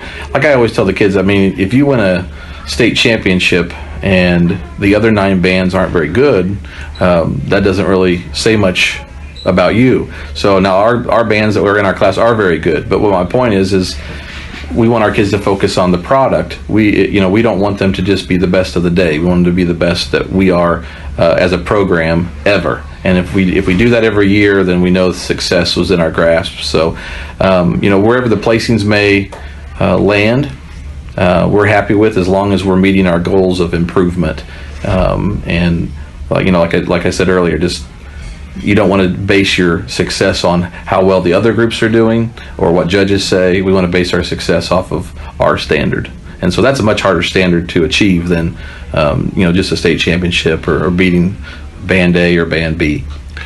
Luke, I think I could sit here and chat with you for a couple of hours and it would never get tiresome going over so many aspects of the band, but I want to close our conversation tonight with the fact that you brought up something, and just to kind of put it in a nutshell, give and give back. You have given some send-offs to golf and cross-country, and probably will for football and volleyball, but at the same time, the families of these kids and the community have been so supportive of the brigade as well. Yeah, we've got some great things going on at the school right now, and everyone supports each other, and we try to be where we can be to support, and we get a lot of support back, and so it's really a good place to be, and things are real positive, and we just appreciate all the coaches and all the fans supporting us, and we certainly enjoy supporting them. Thank you so much for spending time with us here this evening. Best wishes as you pursue that three-peat, no matter what happens. Obviously, this community is going to be so proud, and based on the history of this program, if you guys don't have a dynasty, I don't know what the definition of it is. Well, I certainly appreciate it. That is Luke Aylesworth, the Springs Valley Blackhawk Brigade Band Director, joining us here at halftime of tonight's Springs Valley Perry Central game. We'll be back with more in a moment. This is Springs Valley High School football.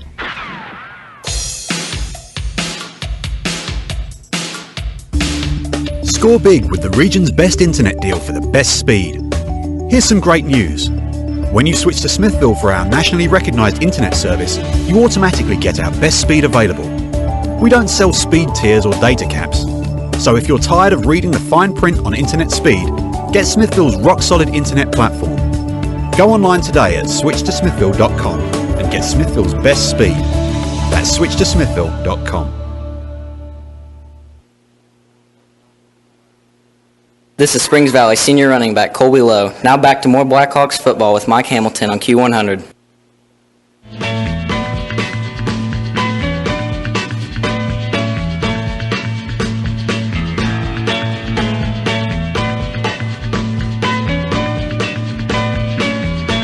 Our Springs Valley halftime report continues now with the Senior Spotlight, where we talk with a senior member of the Blackhawks football team and to get to know him just a little better. Tonight I'm chatting with running back Colby Lowe for the Hawks. Colby, how do you balance playing sports with your academics? I try to get all of my homework done in class, but if I don't, any of the football players are always there to help me. What's your favorite part about playing football? just being with all the teammates since we've been playing for so long. It's great playing with all of them. What's been your biggest thrill so far about playing football at Springs Valley? My freshman year, we won the Orange Bowl, and that was by far the biggest thing. Have you made plans yet on what you're going to do after graduation? Yeah, I'm going to go to college to be a diesel technician. Tell us a little bit about your family. I got a brother and a sister, and then of course my mom and dad, and they've been a huge impact on my life. Tell us your favorite food. Pizza. Sports team. New England Patriots. Video game. I don't play any. Class. Econ. Teacher. Mrs. Reed. Restaurant. Miguel's. Hobby. Playing football. Car. Any Ford diesel truck. And finally, Colby, who has been your biggest influence on you? My two parents. They've pushed me through everything. Thanks, Colby, and good luck for the rest of the year. Thank you. And this has been Senior Spotlight, heard at halftime of all Blackhawk football games during the 2018 season. Mike is along next to go over the stats as our Springs Valley halftime report continues. Reporting for Q100 Sports, this is Tanya Perez.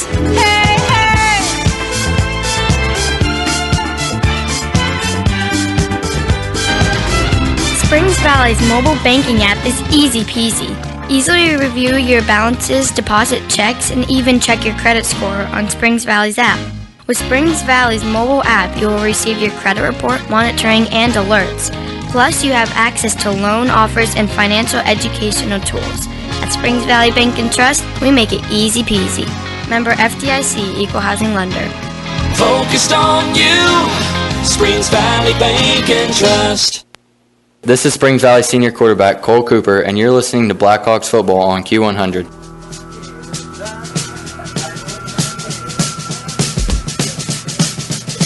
Moments away from the start of the third quarter, Hawks trailing 14-6 on the Fast Cities Country Store and Deli scoreboard as we look at the numbers through 24 minutes. Commodores getting the better of things, 137 in total yardage to 76 for the Hawks. They have 103 of those yards on the ground. Being led by Levi Simpson, 8 carries and 43 yards. The good news for the Hawks, he got hurt there in that first half. His status questionable for the second half. In the passing department, 2 out of 4 for Cameron Bland for 34 yards. One of those a 19-yarder to Gavin Poole, another 15 to Clay James. For the Hawks, all 76 of their yards coming on the ground on 19 carries. Leading the way is Cole Cooper, 3 carries for 24 yards. Jackson Land, 6 for 19. Colby Lowe, 5 carries for 14. And Jordan Curtis has 3 rushes for a total of 14. Cooper 0 for 2 in the passing department with 1 interception. Hawks picked up 4 first downs, 3 on the ground, 1 through the air. They did so well last week on their third down conversions. I think they were 9 out of 13, but in the first half here, just 1 out of 5. For Sale, Perry is just 1 out of 4. The problem was Perry was getting a lot of first downs on first or second down. Time of possession virtually equal, 12:38 for Perry and 11:22 for the Hawks. In the penalty department, Hawks penalized 3 times for 29 yards, Perry twice for 30. Kevin, quickly, what are going to be the keys for the Hawks if they're going to come back here in this second half? Well, Mike, I think really after the first half, just being down a touchdown there, I think they feel maybe pretty fortunate because it looked like Perry might be able to get up a couple touchdowns the way the game has been going. So I feel they feel pretty fortunate, and they just need to come out the second half. Of course, defense will be the key. If we can control them, we can score once or twice more. I believe our offense can, but it's just a matter if we can stop them running off tackle. They're going to be without their one of their main running backs in Simpson, it looks like, and I'm sure they'll be going to Poole quite a bit in the backfield. And we've got to keep an eye on James, one of the receivers, one of their better athletes, and just keep the quarterback contained. It looks like our kickoff, Mike, we're giving up some good field position here to start the. Well, I was going to say, special teams tonight for the Hawks has struggled. That was not a very good kickoff for Josh Venturi. Went out of bounds on the far sideline. So the Commodores are going to start 1st and 10 now at their own 44-yard line. So again, not helping the Valley defense at all. Cameron Land, the quarterback, hands off and pummeled right at the line of scrimmage was Gavin Poole. Oh, the Hawks got great penetration. Actually, the ball carrier there was Hayden Seibert, carrying for the first time, and he got pummeled just as he hit the line of scrimmage. I didn't see who led the charge. There were 2 or 3 Blackhawks there, but they spill him for no gain on the play. It'll bring up now a 2nd down and 10. Mike, that's what our defense was able to do last week. We were able to start stopping that middle game, and boy, if we could do that the second half, that'll really give our chances of winning the football game a big boost. Land out of the pistol, hands off on the right side. This is Poole, and he is stacked up after a short gain. Justin Haley getting off the bottom of the pile, getting credit for the stop. Very short gain, only a yard of the 45, and now the Commodores looking at a 3rd down and 9. Cameron Bland, the sophomore quarterback, with Simpson out. They've kind of had, by committee, the fullback. It's been Greg Bays. It's also been Hayden Seibert. Gavin Poole, the halfback. Flanker Clay James, tight end James Atkins, Mason Peter, the split end. 3rd and 9, back to throw is Bland. Has some time, big rush, unloads it, and the pass is incomplete. The intended receiver was Clay James. Over there was Drake Terry on the coverage, and I saw Clay James give a look to the official over there saying, hey, he kind of hit me before the ball got there. I don't think the ball was really catchable. Now, that's not a rule in high school. It isn't, I think, in the college and pros. But at any rate, it'll go as an incomplete pass. It'll bring up 4th and 9. So the Hawks, at least for now, unless there's a fake, have forced Perry into a 3 and out. As Jackson Land and Jordan Curtis back deep around their 25-yard line. Fumbling the snap is Gavin Poole. He's going to run with the football, trying to turn the corner. He's to the 40, he's to the 45, and he's hit and goes down at midfield. They do stop him short of the 1st down, but boy, that really could have been disastrous for the Commodores. It was not a bad snap, and Poole just simply took his eye off of it, bobbled it. Hawks were rushing in on the play, but Poole was able to elude it. He'll actually pick up 5 yards on the play, but it is short, and it will be turned over on downs by the Commodores. And even better here, Kevin, the Hawks will take over right at midfield, down by 8, early 3rd quarter. Just a great start by the Hawks the second half, Mike. They came out and they shut that 1st and 2nd down play down, and boy, that really put Perry in a Snap back to Colby Lowe. Gets a hole on the right side, trying to get to the outside, turns the corner, 40 to the 35, and he is run out of bounds at about the 37-yard line. That time, Colby flashing that speed of his, able to get to the outside. A nice block. I think that was Jackson Land, Kevin, that threw the block out there that freed up Colby to get that nice run down to the 36. 14-yard pickup on the play in a Valley 1st down. Yeah, just a great start, Mike. The Hawks are fired up, and like you can see, Perry, I think, coming out the second half without Simpson, maybe a little bit on the, thinking that they're going to be able to move the football. On the quarterback option, Cooper keeping the football, trying to fight for yardage. Maybe got a yard or 2. Not a whole lot more than that.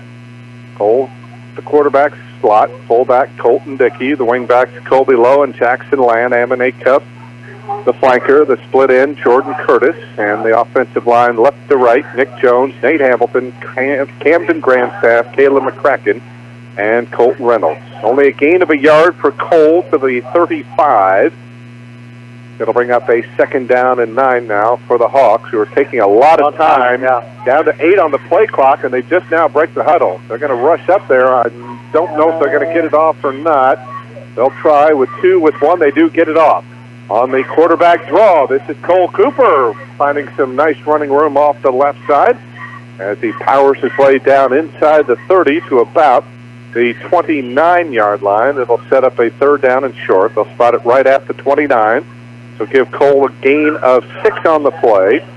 And now the Hawks easily in 4-down territory will have a 3rd down and 3. Yeah, Mike, this is very manageable. Like I said, Cole did a nice job. The line got him a couple of good blocks, and he was patient and found the room to get us 6-7 yards there. This time the Hawks quickly back up. In motion is Lowe. Snap back to Jackson Land, and he's got a big hole up the middle. So this time Jackson taking the snap, and he's got huge running room up the middle. Bowls his way down close to the 20-yard line before the Commodores can spill him. It's a gain of 9 on the play, and another big first down as the Hawks looking for the score that'll pull them to within 2 here with 8:45 to go in the 3rd quarter.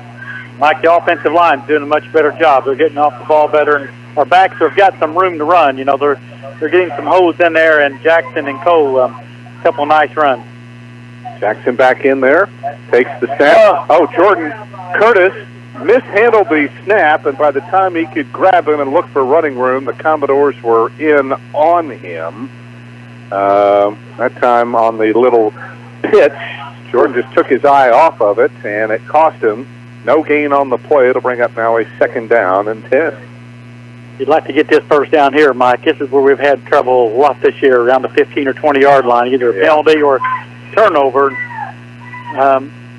Like I said, we're still all right here on 2nd and 10, and just need to get 6-7 yards here on this 2nd down play. Cole back in at quarterback, takes the snap, hands off to Jackson Land, has a hole up the middle, slips one tackler, and gets inside the 15 and down to about the 12. Nice piece of running again for Jackson Land on that counter play.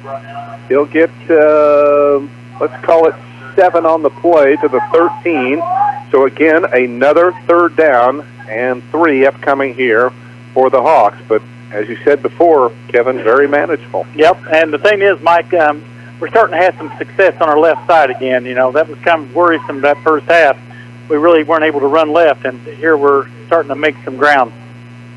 Cooper back in at quarterback, takes the snap, hands off Colby. No, it's Jackson Land trying to get to the outside, gets the block. He's to the 10, he's to the 5. He tries forward and gets it down to about the 2-yard line. Hawks able to string it out on the sweep around left end. A couple of nice blocks out there thrown by Colton Dickey and Colby Lowe. And Jackson able to take it all the way down to the 3-yard line. It'll be a gain of 10, and it is 1st and goal now for the Hawks as they look to get to within 2, trailing 14-6 right now with 7 minutes to go, 3rd quarter. Up to 36 yards on 8 carries now for Jackson Land. I got a feeling they may just like Cooper keep the ball here. Out of the pistol, Lowe in motion. Cole takes the snap, works his way off the right side, drives forward, and he's in. Touchdown, Springs Valley. So the Hawks get a 3-and-out defensively, and then take their first possession of the 3rd quarter and go half the length of the field to pull to within 2 now with 6:43 remaining here in this 3rd quarter. Well, Mike, that was an impressive drive, an impressive start of the 2nd half. A great defensive stand, and then basically we're able to get 6 or 7 yards just about any time we wanted there on that drive, and a good job by the backs and the line. The line played much better that series than they played the game. Now, the all-important 2-point conversion. Ball snap back to Cole, driving forward. Does he get in? Yes, he does! Cole again off the right side. Almost an identical play to his touchdown scamper, and the Hawks have pulled even now with 6:43 to go here in this 3rd quarter. Tie ball game at 14 on the Fast Eddie's Country Store and Deli scoreboard. 14 apiece here in Leopold. Back with more Blackhawks football right after this.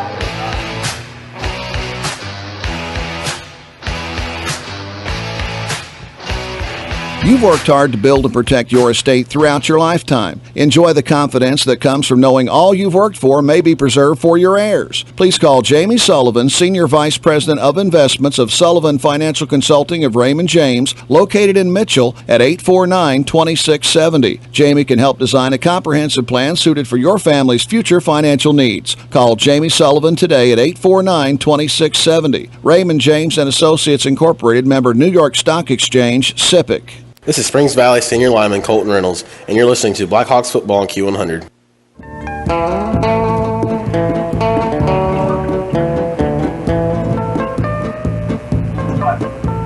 Out to the Valley touchdown. It is Colt Reynolds kicking off, picked up by Gavin Poole up the middle of the field, out to the 40, to the 45. Flips the tackle, 45, 50, and he has to be pulled down from behind, and it is Dylan McClain that virtually makes a touchdown-saving tackle. And again, Kevin, if the Hawks can't pull this one out, you can look at special teams as an area that really let them down tonight, as Poole a huge return, and they will start now at the Valley 44-yard line, their best field position of the night. Yeah, Mike, Perry's been able to flip the field about every time on special teams, and we got Poole out right now taking a break, so we'll just see if our defense can come back and play the way they did. Bland hands off to Bays, and Bays off the left side, fighting for yardage, carries it to the 41-yard line. That'll be a gain of 3 for Bays, 2nd down and 7. And again, makes you wonder here, is definitely changed the dynamic without their big bruising fullback. Oh, yeah. Levi Simpson in there, Kevin. It's Perry Central offense not nearly as potent as they were before. No, and they're without a couple of their backs now, so it'll help the Hawks, but they still going to have to play some awfully good defense right here. 2nd down I formation, hand off in the backfield to Bays. They had him, and somehow he was able to escape, and he's going to pick up 1st down yardage inside the 35, down to about the 32-yard line. Bays stopped, thinking he was going to go down, and the Hawks were all around him and failed to bring him down. Instead, he'll pick up 9 yards, and that's good enough for Perry Central, 1st down. Now at the Blackhawk 32-yard line, halfway through the 3rd quarter. Hawks working hard, pulled even now at 14. Perry's got Mike in there, just 2 tight ends and a full house backfield, and they're going to be running right and left here. And off to Poole, and good penetration by the Hawks. Justin Haley got in there first, slowed him up, and then Caleb McCracken finished him off. Not much yardage there. Call it no gain on the play to the 32. It'll bring up a 2nd down and 10, and we're seeing the Hawks handling themselves a little better down in the trenches now than what we saw in the early part of the ball game. Mike, I believe they're going to go to this right side on offense here. Looks like I formation. Pitch goes off to Poole, gets a hole, and he's going to be hit and run out of bounds. And yeah, I think so. Somebody grabbed him. Let's hope it's not a 15-yarder. Was it Ammon Acuff, I think, that may have grabbed him? And we'll see here. And it is just going to be a 5-yard face mask. Still going to hurt the Hawks because the down will repeat, so it'll be 2nd down over. And the Commodores, starting at the Valley 44, were already in 4-down territory. And now the officials are going to finally confer and break the huddle, and they're going to say, yeah, it's a 5-yard penalty, I believe. Or, yeah. So it will be 2nd down over. The ball was at the 29, so it was a 3-yard gain there for Bays, and now the ball to the 24-yard line. So it'll bring up now a 2nd down and 2 after the penalty. So again, Commodores have some room to work here. 4:50 to go, 3rd quarter. In motion is Bays. He double handoff to Clay James, and oh, what a play made by Justin Haley, who comes storming in and nails him for about a 4-yard loss back around the 30-yard line. Hawks were not fooled at all on that double reverse.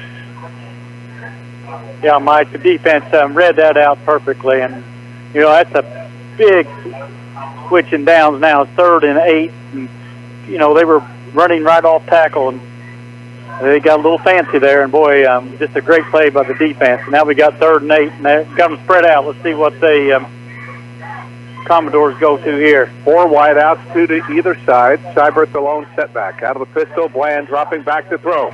Big rush, fires over the middle, and he's got his man. That is Poole. He's to the 5, and he's in. Touchdown, Perry Central.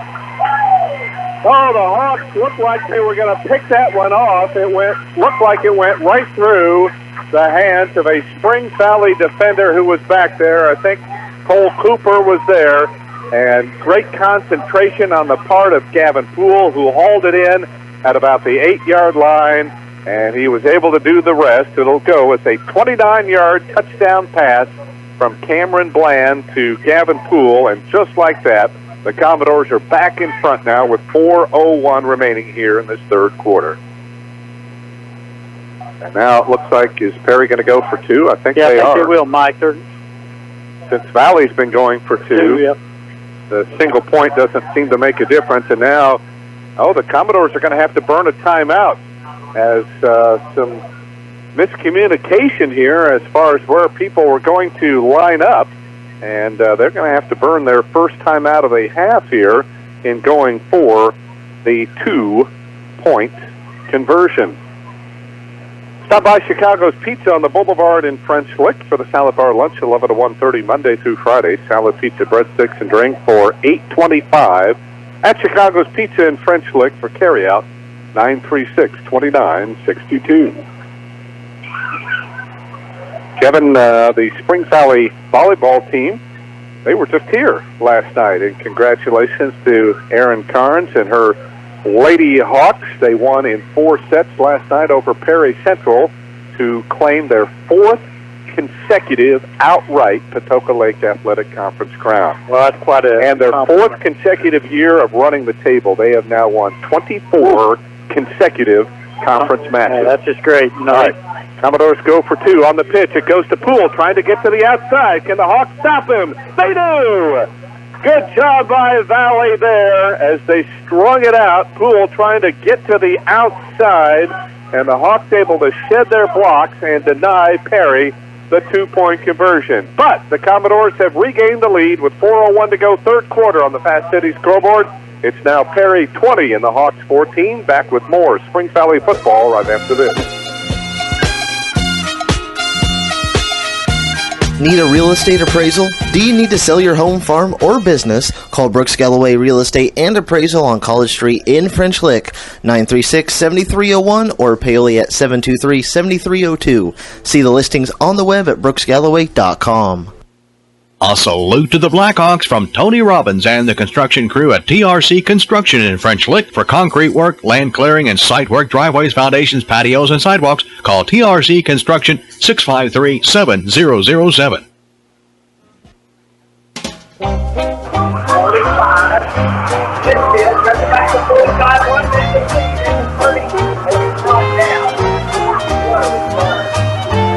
On the Perry Central kickoff, Desmond Jones, a 5'11 sophomore, one of the upbacks for the Hawks, picking the ball up at the 30-yard line and just doing a great job of following his blockers, and he runs it all the way back to the Perry Central 30-yard line. So what a big break for the Hawks, and like Perry did on their touchdown drive, the Hawks are going to start in terrific field position. Yeah, Mike, we were able to, on our special teams, come up with a big play there, and that puts us, back down in their 30, and good chance to score here. On first down, handoff to Colby Lowe, looking for running room on the right side. Slips the tackle, still on his feet, and will pick up about 2 or 3 extra yards on the play. It looked like they had him hemmed in for no gain on the play, but Colby able to carry it down to about the 26-yard line as we have an injured Commodore out there on the field. Actually, they're going to spot it at the 25, so Colby's going to get 5 yards with just some great sheer second effort.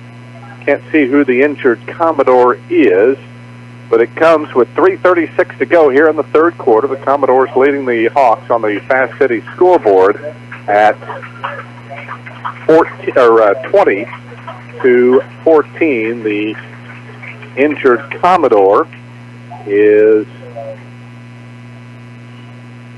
Garrett James, so he will come off. He's coming off under his own power, so apparently the injury not too serious. Go Blackhawks and go to Dairy Queen of Springs Valley for the Snickerdoodle. It's the October Blizzard of the Month, and remember, you get $5 off DQ frozen cakes in the display case every Monday at Dairy Queen of Springs Valley. Mike, I think it's important here that, the Hawks put this one in. It looks like both teams have found their down their offense, and you're going to have to put some points up on the board to win. So 2nd and 5 for Valley. Handoff on the counter play. It goes to Colby Lowe, and Colby trying to get to the outside, pushed out of bounds. He may have gotten back to the original line of scrimmage, which was the 25, and that is about it. In fact, yep, they'll spot it right at the 25, so no gain on the play. It'll bring up now 3rd down and 5 here for the Hawks. Mike, it looks like, we're looking at two pretty even teams here, and it's just a matter of,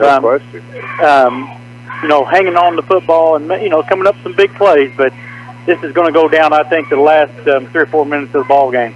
See if the Hawks come up with a big play on 3rd down and 5. Land in motion on the counter play. Breaks a couple of tackles, still on his feet, driving forward. He needed to get to the 20-yard line. He is very close. I think they're going to say he is just a tad bit shy. And they will spot the ball just outside the 20-yard line, so it's going to be 4th and about a foot here for the Hawks. So a key play here as we head down to the final stages of the 3rd quarter. 2:45 left. Hawks down by 6. Obviously in 4-down territory. Let's see if Cooper keeps the football. In motion is Low. Ball snapped back to Cole. Looking for the first down. He's got it. Breaks to the outside. He's to the 15, to the 10, and down to about the 9-yard line. Oh, that play has worked all night long as Cole on that quarterback option just keeps the football, and he's been going off the right side. Finds another huge hole. The ball down now to the 8-yard line. It is 1st and goal now for the Hawks. Mike, they ran looked like behind Reynolds there on that right side. And boy, a nice big hole. And Cole, he darted through there, and he had 5 or 6 yards for, I think Perry knew he had the football. So just a great play there, a good play call. Put the Hawks in good shape down here at the 9 or 10-yard line. And it's just a matter of, I think, executing. I think the Hawks can put this one in, and then they'll have a decision to make. I'm pretty sure they'll go for 2 if they can get it in there, Mike. Well, they haven't kicked an extra point all year, yeah. So I think it's... and they've had some success tonight with it on one of them. So, but the first thing, of course, they're going to have to grind these 9 or 10 yards out, and the first down will always be a key here. Right. If they can get 4 or 5 yards, they can get it. Perry having to call timeout, so they are down to 1 timeout left as the Hawks really shoving the ball down their throat on the ground here in this second half.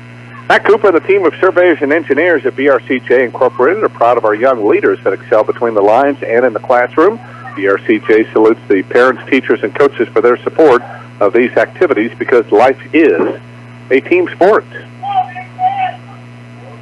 So now the Hawks will have a 1st and goal.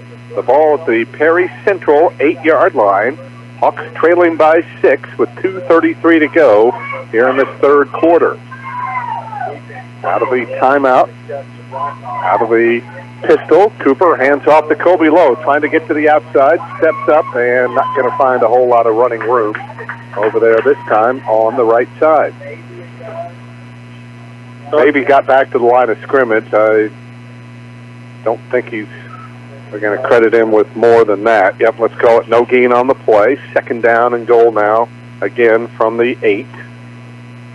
You just got to use your best plays you got in your book right now. You got 3 downs to get it in there, and you're going to be looking at toward the end of the 3rd quarter on this drive. So it's very important the Hawks go ahead and knock this one in. Greg Terry splits wide to the near side. In motion is Jackson Land. And looking for running room. Flips a couple tackles. Still on his feet. Driving forward. And again, Jackson's second effort getting him about 2 or 3 extra yards down to about the 6. It looked like he was going to go back down behind the line. And they will spot it just outside. We're going to call it the 5-yard line. So give them a gain of 3. So it'll be 3rd and goal now for the Hawks from just outside the 5. He definitely carried 2 guys with him for about 2 or 3 yards. So that's a big play because it sets you up here. You're going to 2 downs and hit the Hawks and get this in. Ball snapped back to Cooper. He's going to keep the football. Started right. Comes up left. Oh, and a penalty flag comes in. Oh, my goodness. Another critical mistake here for the Hawks. I don't think Cole got in, but he did get it down to about the 2-yard line. But this is going to bring it back here as they talk to the Perry Central captain, Gavin Poole, and we're going to have a holding call here against Valley. Oh, these penalties just continue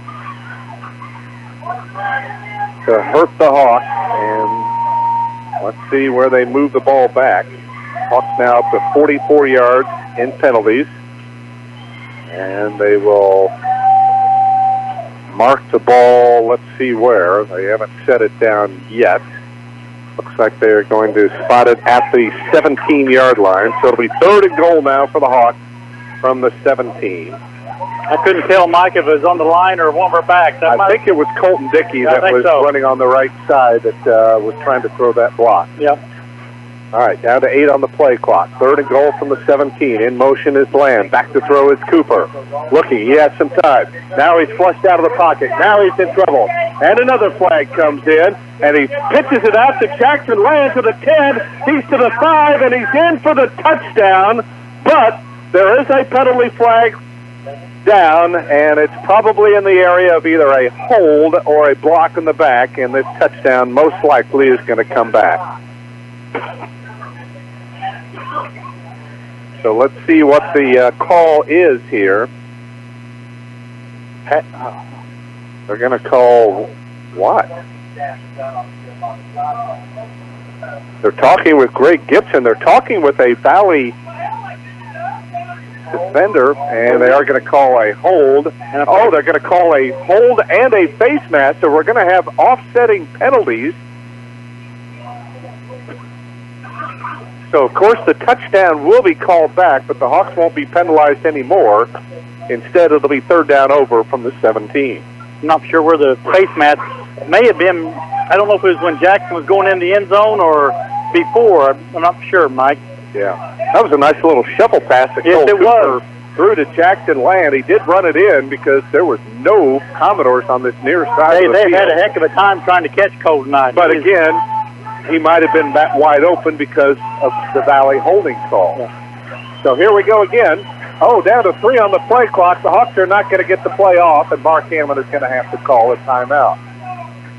So now Valley has to burn a timeout, and that will stop the clock with 15 seconds left here in the 3rd quarter. When we come back, Hawks will be looking at 3rd and goal from the 17. 20-14 on the Fast Eddie scoreboard. Commodores lead the Hawks. Back with more Springs Valley football after this 30-second timeout.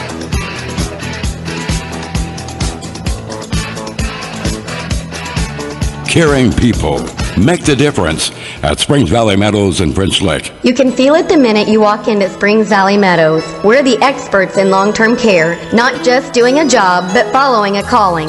We're here to help you and your family find answers, solutions, and peace of mind. In fact, we become an extension of your family.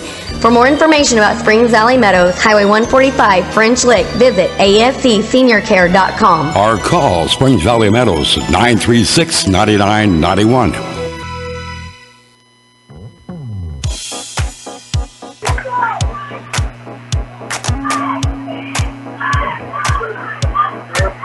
Hawks had to burn a timeout as the play clock was winding down.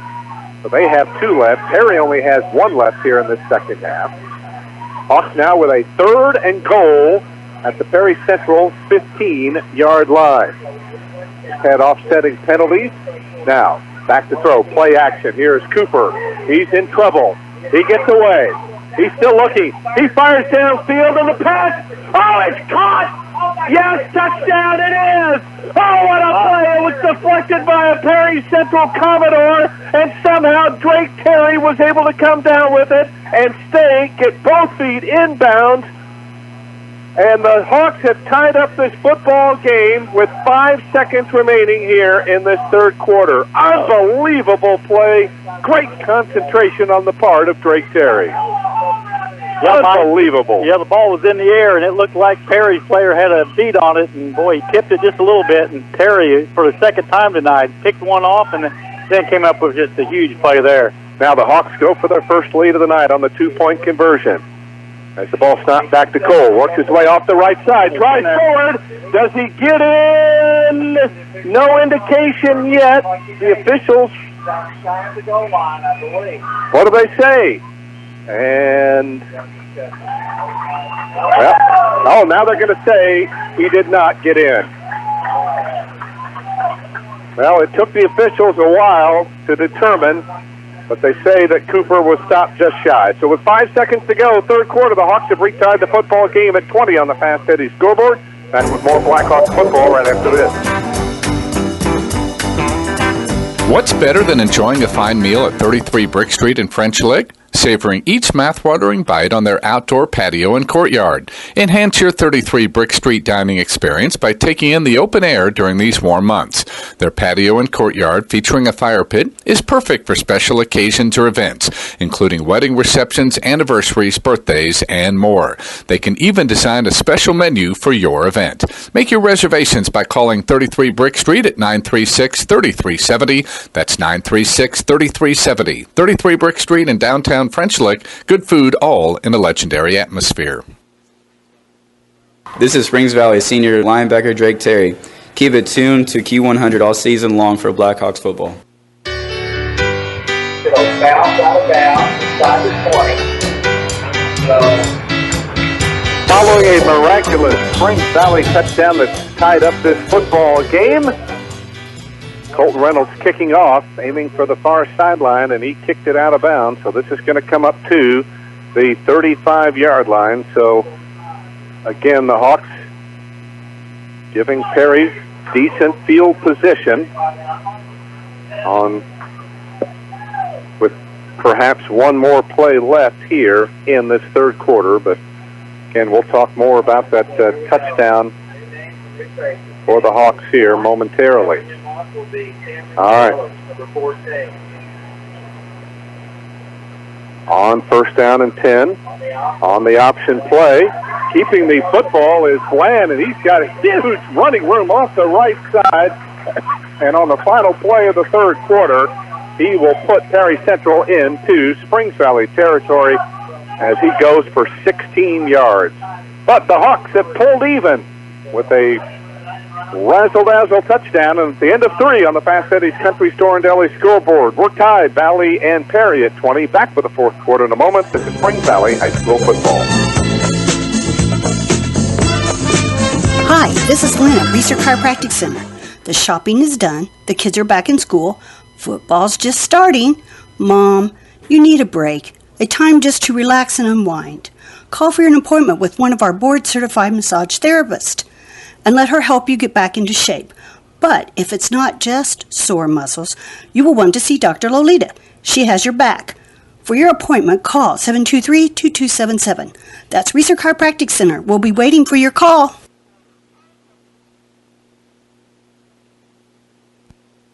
I'm Christian Bloom, Dean of the Vincent University Jasper campus. We work closely with industry to ensure our programs are relevant and lead to high-paying jobs locally. I'm also proud of our seamless transferability, saving you thousands on credits that transfer to both private and public institutions. Job promotion, career change, or just want to save money while completing gen eds. VUJ just makes sense. Get your start today with a focused, quality education at Vincent University Jasper.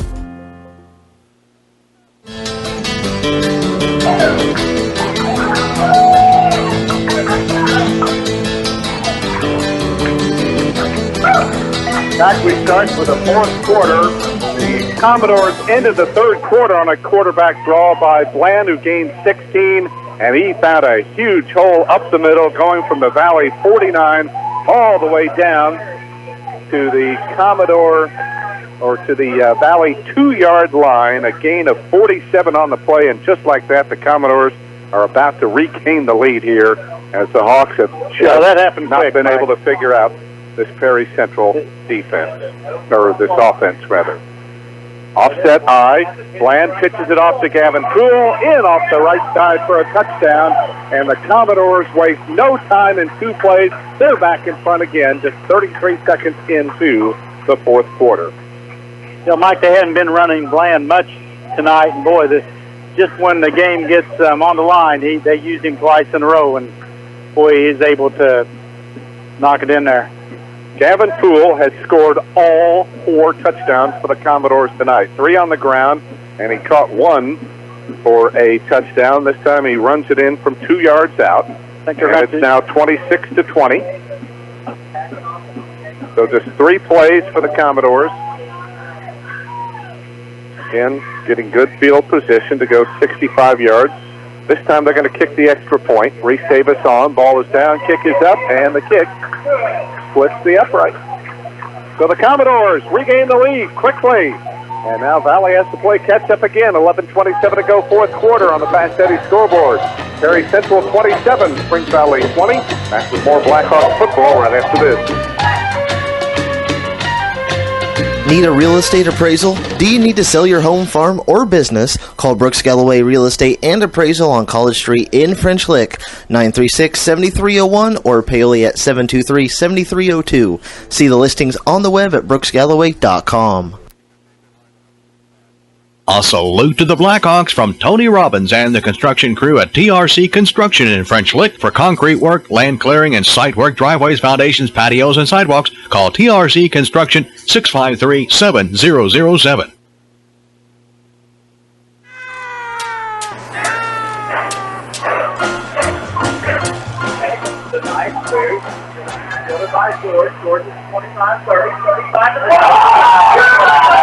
On the kickoff, Adam George had the ball knocked out. He fumbles it.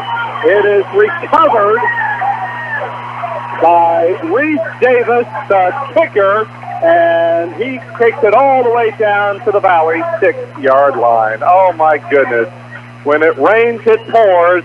George looked like he had a nice run. He got hit from behind. The ball popped out right into the hands of Reese Davis, and he was able to carry it about 34 yards. And just like that, it is first and goal, but maybe not. It's still going to be Perry football, I believe, but it's going to be a little farther back here, as they're going to call a block in the back. So the ball will come back to the 27. Now it'll be a holding call here on the Commodores. But they force Valley's second turnover of the ball game. It is a fumble. Mike, special teams is going to play the difference. Could play a difference in this game tonight. We've made one play, and they've made about 5 plays on special teams, and it's just really putting Valley in the hole. Sure is. So now, the Commodores in great field position at the Valley 15-yard line. Handoff to, or at the 27-yard line, handoff to Bland. All of a sudden, Cameron Bland has started carrying the football. He'll pick up 2 yards to the 25. It'll bring up now a second down and 8, and with 11 minutes, still a lot of time on the clock, but the Hawks don't want to dig themselves any bigger hole than being down by 7 points right now. That was a nice play by Nick Jones. He came across the line, made a good hit on Bland, and could have knocked the ball loose at almost. So they're spreading us out. I still think they're going to run the ball here, Mike, but in motion is James out of the pistol. The pass is caught and then dropped. James had it. It was a low throw. He had to catch it off the shoe tops. He had it momentarily and just could not hang on. And it'll bring up 3rd and 8 now from the Valley 25-yard line. This would be a great defensive stand, Mike. It'd be one that could really fire a team up for the rest of the game. Right. I mean, it looked like they were going to have the ball at the 6-yard line and going in the end zone. Instead, we got a break on the penalty. And if our defense can hold here on 3rd and about 8 and stop these 2 downs and be right back in the game. Well, it seems like forever now. It's only been about a little over a minute and a half since that miraculous touchdown catch by Drake Terry. But again, it was tipped by a Perry Central defender, and Drake did a nice job to keep his focus and hang on to it. Oh, the ball is fumbled in the backfield. It's loose. Hawks think they've got it, and they do! As falling on top of it was none other than Caleb McCracken. The pitch by Bland back to Bays, and they cough it up and turn it right back over to the Hawks. That is their 3rd turnover of the ball game, as the opportunistic Hawks hoping to take advantage here. Well, that was the defensive stand we needed, Mike. Perry a little confused in their backfield there, and just never got in rhythm there, and the Hawks were able to take advantage of it. The ball got on the ground. The boy is just a great, you need to get that penetration, and the Hawks were able to pick up that fumble. So the teams trade turnovers. Hawks back in possession, 1st and 10 at their own 29. In motion is Land. Jackson gets it on the counter play, and he's hit and goes down. He didn't even get back to the line of scrimmage there. That'll be a loss of a couple on the play. And now Jackson Land slow in getting up. He's in some pain, and I think the officials are probably going to have to stop play here. They will.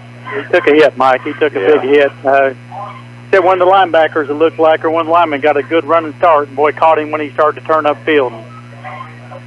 Nice play. Loss of a yard on the play. It'll bring up now 2nd down and 11 for the Hawks. 27-20, Perry. 10-15 remaining in this football game. It's been two very evenly matched squads going at it toe-to-toe. Jackson's pretty hard-nosed. I'd say 2 or 3 plays, he'll be back in.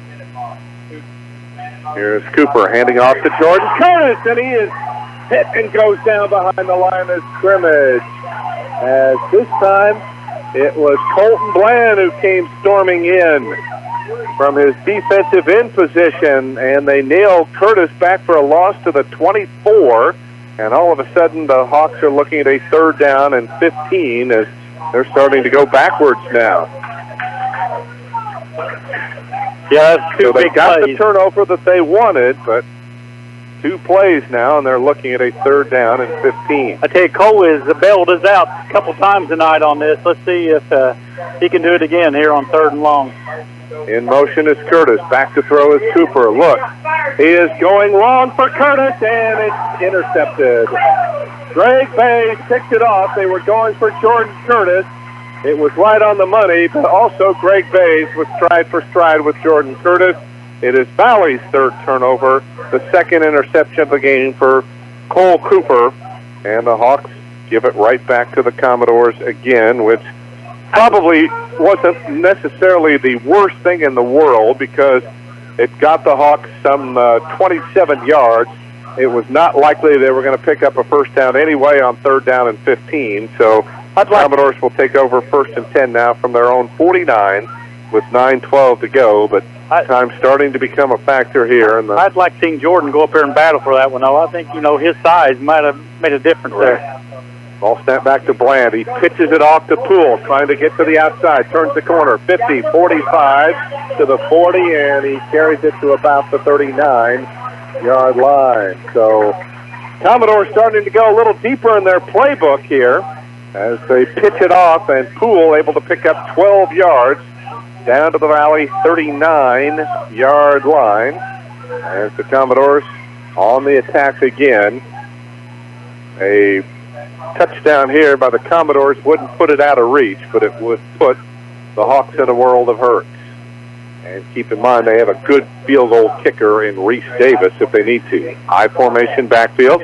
Pitch goes to Poole off the right side, and he is spun down after a short gain, maybe a yard, perhaps 2 on the play. Boy, it'd be nice if Valley could get the ball back, get a score here, take the lead, because Perry only has 1 timeout left. They had to use 2. That's a matter of they're going to have to sell out. I'd sell out on the quarterback and their tailback. If they want to throw it, we just have to invite them to throw it. Right now, I think you got to keep an eye on Bland running the ball or Poole. 2nd and 8. Lone setback is Seibert. He works his way off the left side, and he is brought down by Adam George as he gets it to the 35. Going to set up a 3rd down and 6 now for the Commodores. Now they're going to move it up to the 34, so call it 3rd down and 5 now. Clock continuing to run, 7:45 remaining in this football game. On the Fast City scoreboard, the Hawks trailing by 7 at 27-20. Now James heads to the far side, so does Bays. Out of the shotgun, Bland takes the snap, pitches it off to Poole, looks for running room. He's got the 1st down. As again, that right side opened up. Hawks couldn't get any penetration, and Poole able to take it down to the 25. It'll be a gain of 9. And more importantly, it moves the chains here. Mike, and it's been another 1st down here by Perry might to get the Commodores into field goal range. Done a good job of Perry of mixing their plays up, and really I think going to a play that they didn't use at all the first half. They're running this option, and really Valley probably hadn't seen much option this year, and it's giving them some problems, and he's pitching the ball just at the right time. We're keeping it, so a little tough on the defense, but he needs a turnover. High in the backfield, land up under center, hands off to Seibert, works his way off the right side on the little counter play, and he'll pick up about 3 yards down to the 22. It'll set up now a 2nd down and 7. Go Blackhawks and go to Dairy Queen of Springs Valley for the Snickerdoodle. It's the October Blizzard of the Month, and remember you get $5 off DQ frozen cakes in the display case every Monday at Dairy Queen of Springs Valley. All to 22, 2nd and 7 now for the Commodores in Valley territory. Snap back to Bland, and now what do we have? Penalty flag here. Did we get movement? Or I think Perry? He's going to call his offsides, I think. Mike lined up offsides, it looks like. And nope, they are going to call the false start here on Perry. So that is their 4th penalty for 45 yards. Sure, getting this close to tournament time, these coaches would like to see their teams kind of clean things up, both on mistakes, which we've had 6 total turnovers in this ball game. Yeah, that's unusual, Mike. A Perry Valley game, you usually don't get that many turnovers, but when the ball's been thrown in the air. And some 90 yards in penalties as well. So the ball back to the 27, 2nd down and 12. Here's Bland. Pitches it off. There we go. Hit in the backfield is Bays, and he will go down. This time the Hawks got great penetration as both Camden Grandstaff and Drake Perry got through, and they slowed him up and brought him down. He'll pick up, well, actually he'll lose 3 yards to the 30, so it'll bring up now a 3rd down and 15. That time we had someone shoot for the back there. I think it was Terry. He shot for Poole, and boy, made a nice play and got them in. All right, 4 wideouts, 2 to either side for the Commodores. Out of the pistol, Bland takes the snap, drops back to throw. Look, fires it over the middle, and is it intercepted? It is! Justin Shipman able to pick off the ball. That is the 3rd interception for the Hawks tonight, as again they thwart the Commodores and will take over the football now, 1st and 10 at their own 17-yard line. Well, Mike, the defense... You'd have to go back a long time, I think, Kevin, to find out the last time the Hawks had 3 picks in a game. They've made some nice plays back there, and I tell you, let's see if Jackson's back in. I'm not sure if he is or not. I'd say he probably is. They're going to have to get... they're going to have to speed it up, Mike. Down to 10 on the play clock. We got Jackson Lamb back in, so that'll be one of the guys we'll be going to here this last 5 minutes. Cooper sets his team. Hands off now to Colby Lowe, looking for running room in the backfield, trying to escape a couple of tacklers, still on his feet. Good job by Colby to refuse to go down, but again, not much yardage here. And it'll bring up 2nd down and long. They'll mark his forward progress up at the, well, just the, let's call it the 19, so a gain of 2. It'll bring up now a 2nd down and 8. 10 carries, 35 yards on the night for Colby. Jackson leads the team 11 rushes for 42 yards. In motion, Bland. Cooper takes the snap, works his way off the left side, and he is hit, and Colton Bland wraps him up. Not much running room there as the Hawks continue to pound the ball on the ground, and now it may have to be a passing down, and Hawks don't do well in obvious passing down. They'll mark the forward progress up to the 20, so a yard gain, and now the Hawks looking at a 3rd down and 7, and with just 4:20 to go, the Hawks are 80 yards from a tying touchdown here. They may be forced to go for it on 4th down if they don't make it here. Here we go. Drake Terry splits wide to the far side. Land in motion to the near. Back to throw is Cooper. Steps up. He looks. He's going to run with it. He got tripped up. Stays on his feet. breaks the tackle. He's to the 30, 35, 40, still on his feet, and he will go out of bounds at the 45-yard line, and now a penalty flag comes in behind the play where Colton Reynolds is, along with Caden Winter, and we're going to see what this penalty is all about. This was thrown about 15 yards behind the play. Yeah, Cole Cooper was running, picking up first down yardage. And boy, if it's on Valley, you just cannot have a penalty like that. No, this is 25, 30 yards from the play. Right. The ball right now is resting at the Valley 43-yard line. For now, it is a first down, but we're going to see what the call is. And is it going to be? I'm not sure. No, I think they called a targeting call. When the officials put their fists together, that's a targeting call, and that's going to be a big penalty here against the Hawks. Yeah, Mike, of course, the rule is now if a defensive player is not around the ball, an offensive player can't even make a legal block on him. Right. And right. You talk about blindside hits. That might have been a blindside hit. At any rate, the ball is back to the 17-yard line, so it is now third down and 10 now for the Hawks. So take away the first down on a terrific run, and now the Hawks have to convert. Hand off to Jackson Land, trying to turn the corner, and he is going to get out over the 20, up to about the 21, but it's going to be a fourth down now for Valley. And with only 3:25 to go, I don't think the Hawks have any choice here. Ball after the 22, so it'll be fourth down and 5, and this could be your ball game right here. They need to speed it up anyway, Mike, even with the first down. Yeah, they're taking too long with the plays coming in from the sideline, and now on a big fourth down, the Hawks are going to have to spend a timeout. Matt Cooper and the team of surveyors and engineers at BRCJ Incorporated are proud of our young leaders that excel between the lines and in the classroom. BRCJ salutes the parents, teachers, and coaches for their support of these activities because life is a team sport. Time out of the field with 3:10 to go. Hawks down 7 on the Fast City scoreboard. We'll return to Perry Central after this 30-second timeout.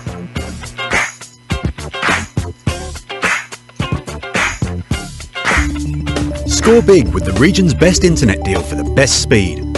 Here's some great news. When you switch to Smithville for our nationally recognised internet service, you automatically get our best speed available. We don't sell speed tiers or data caps. So if you're tired of reading the fine print on internet speed, get Smithville's rock-solid internet platform. Go online today at switchtosmithville.com and get Smithville's best speed. That's switchtosmithville.com.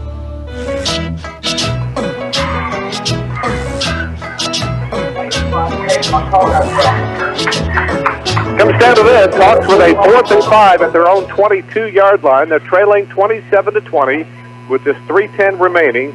Hawks really have no choice because they're down to one timeout. And if they don't convert here, the Commodores more than likely will run out the clock. It's been a great effort for the Hawks here in the second half.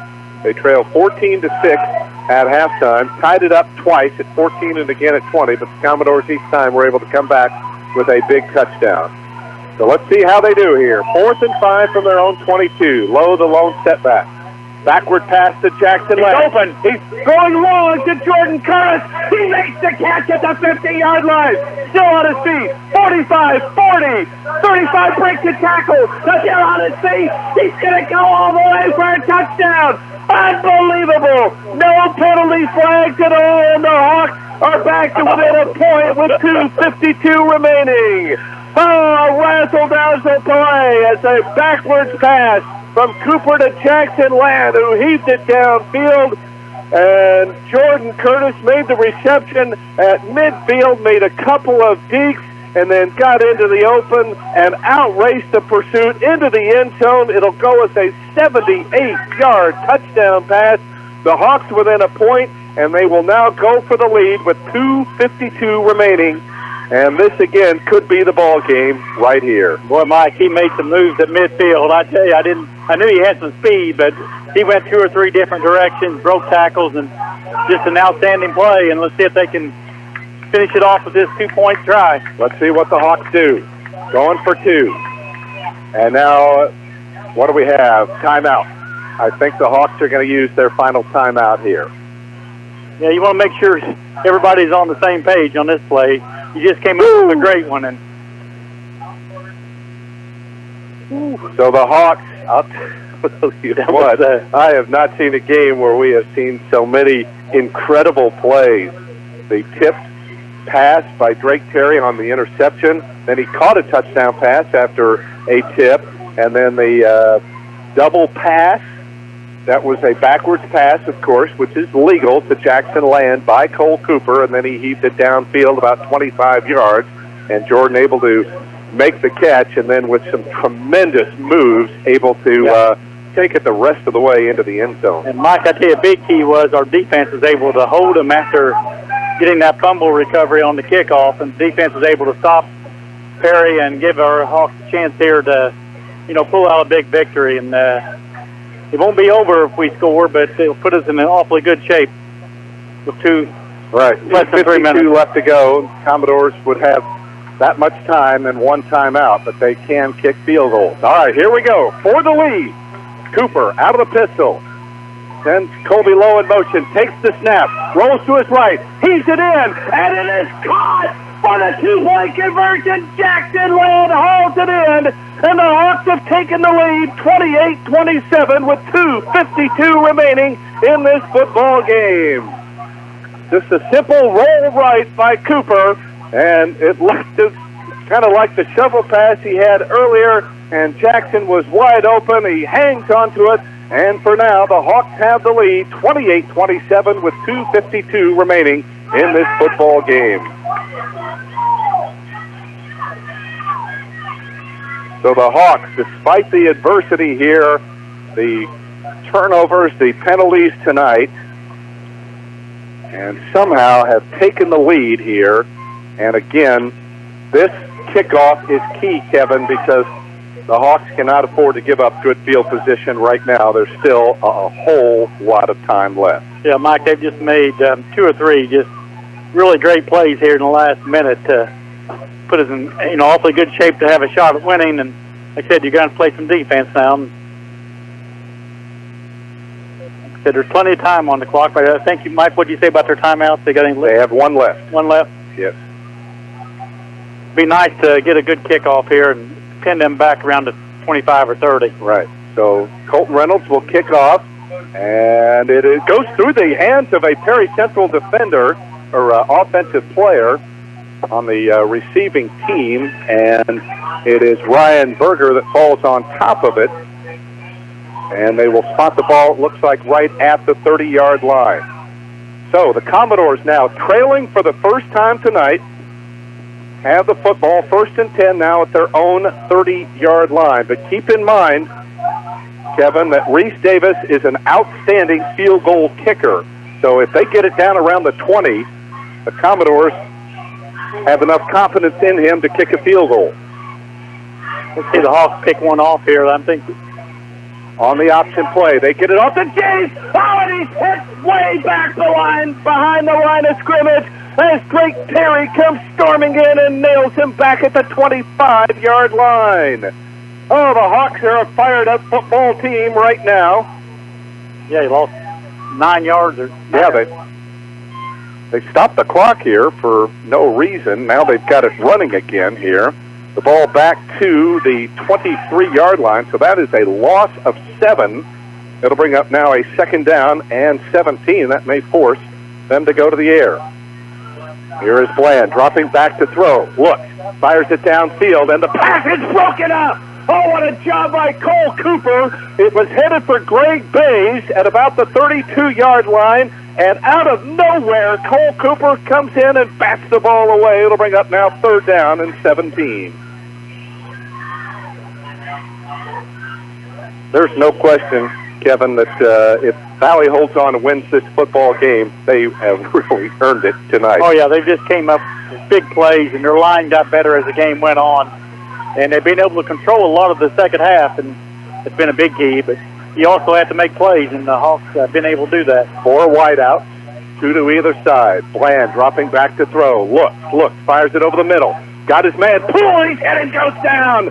after a short pickup. Colton Dickey comes in and makes a big tackle there. The gain is only up to about the 30, let's see, they spotted at the 27-yard line, so only a 4-yard gain. It'll bring up 4th down and 13 for Perry Central. So now this could be the ball game with 1:45 left to go. The Commodores have to convert here.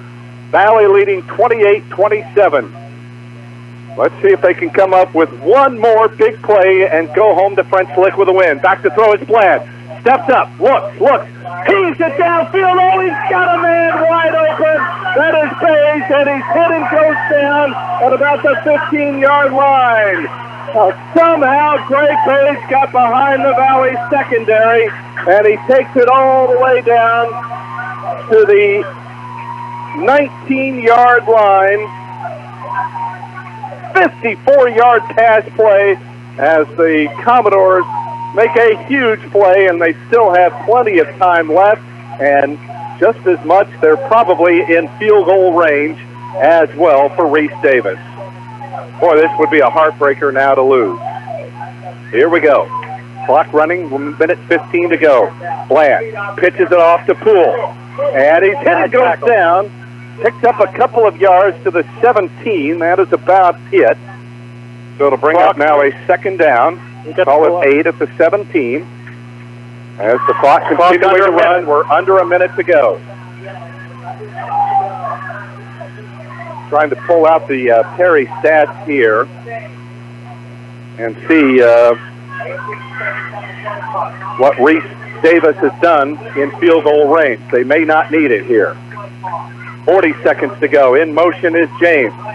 The snap, and running with the football is Bland, and he's tripped up after a short gain inside the 15-yard line.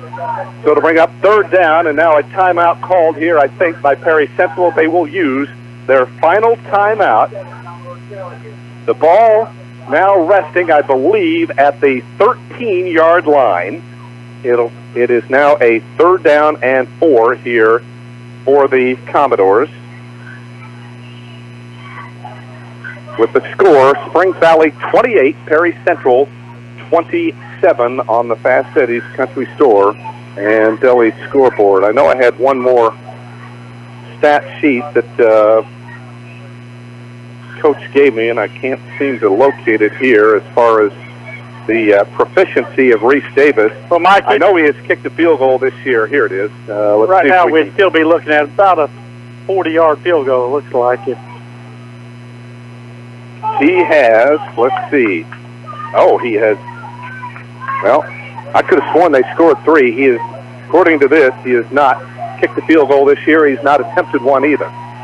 So here we go. 3rd down and 4 now for the Commodores. 30 seconds remaining. They can stop the clock with the 1st down, but everybody's out of timeout. Here we go. Here is Bland out of the shotgun. Now they will shift, and James will move back to quarterback. Oh, some movement here, and yep, that's going to cost them 5. They're going to call the Commodores for a false start. They had all sorts of people moving that time, so trying a little razzle-dazzle here. That'll move it back to the 18-yard line. So it'll bring up 3rd down and 9 now. And the clock will start on the snap.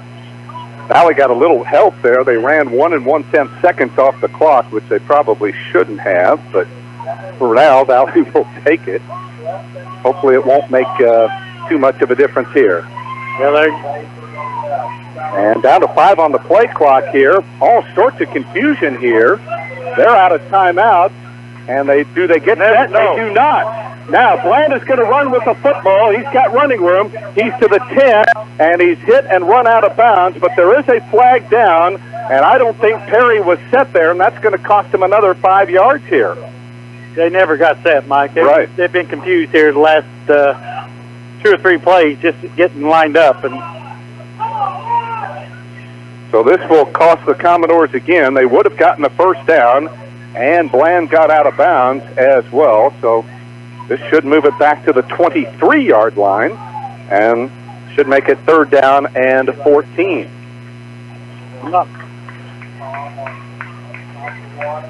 They're going to kick a field goal now, Mike. I think so. Motion call. And I think the Hawks are going to decline it. I'm not sure. But why would they do that? No, they have to accept it. Yeah, because he got the first down, so that'll move it back to the 23. 40-yard field goal, Mike. Yeah. So they're going to allow Reese Davis to try to win this football game with a 40-yard field goal. As we said, he's got the leg to do it here. Here we go. Remember, the Hawks were heartbroken in the sectional last year by North Central. From 40 yards, Reese Davis, snap is down, kick is up. It's long enough, and it is good. Oh, my goodness. He drilled it perfectly, and the Commodores take the lead 30-28. Well, you heard me say this last drive that they had a good field goal kicker, and Reese Davis did it. A 40-yarder with 18 seconds left to go, and now the Hawks are going to need a miracle to pull this one out. Yeah, Mike, that was just, you know, I tell you, the kick was just unbelievable. He hit that. It could have been 47, 48 yards. He split the upright there, but, man, that's a tough one. I was surprised they were doing it on third down, but I guess they didn't want to, they didn't have any timeouts left. So the Hawks now will take the kickoff with 18 seconds to go. Let's see what Davis will elect to do. He'll squib boot it, picked up at the 27-yard line by Colton Dickey, and he's hit and goes down at the 37-yard line with 14 seconds remaining. Well, what the Hawks are going to have to hope for here, Kevin, is to get maybe like a 30-yard pass play, get it out of bounds or spike it, and then try to heave one up into the end zone. They unlike Perry, do not have a field goal kicker. So from the 36-yard line, the Hawks are going to have to score. Boy, what a heartbreaking loss after Valley worked so hard to take the lead in the final 2:52 of this football game. Yeah, Mike, they made all the plays down the stretch to win, and just a heck of a field goal kick by Perry Central. And their coach must have seen that in practice. It goes right, split the upright. Here we go. Ball snap back to Cooper. They're going to try some razzle-dazzle. Drake Terry's going to throw the football. Yep, he's going to heave it up for grabs, and the pass is broken up with 5 seconds left to go. Almost intercepted by the Commodores, but it was batted down at the last second, and now the Hawks have one last play here, and they will need a miracle. Well, can't fault the Hawks. They made a great comeback effort. Down much of the game, tied it on a couple of occasions, finally took the lead, got the big 2-point conversion, but allowed the Commodores too much time. And now, unless the Hawks can come up with a spectacular play, Perry's going to win this. Here we go. Back to throw at Cooper. Steps up into the pocket, gets away, is looking, fires it downfield, and the pass is incomplete. Intended for Drake Terry. He thought he was interfered with. No call from the officials. The game has come to an end, and the Commodores have somehow pulled out this football game in dramatic fashion.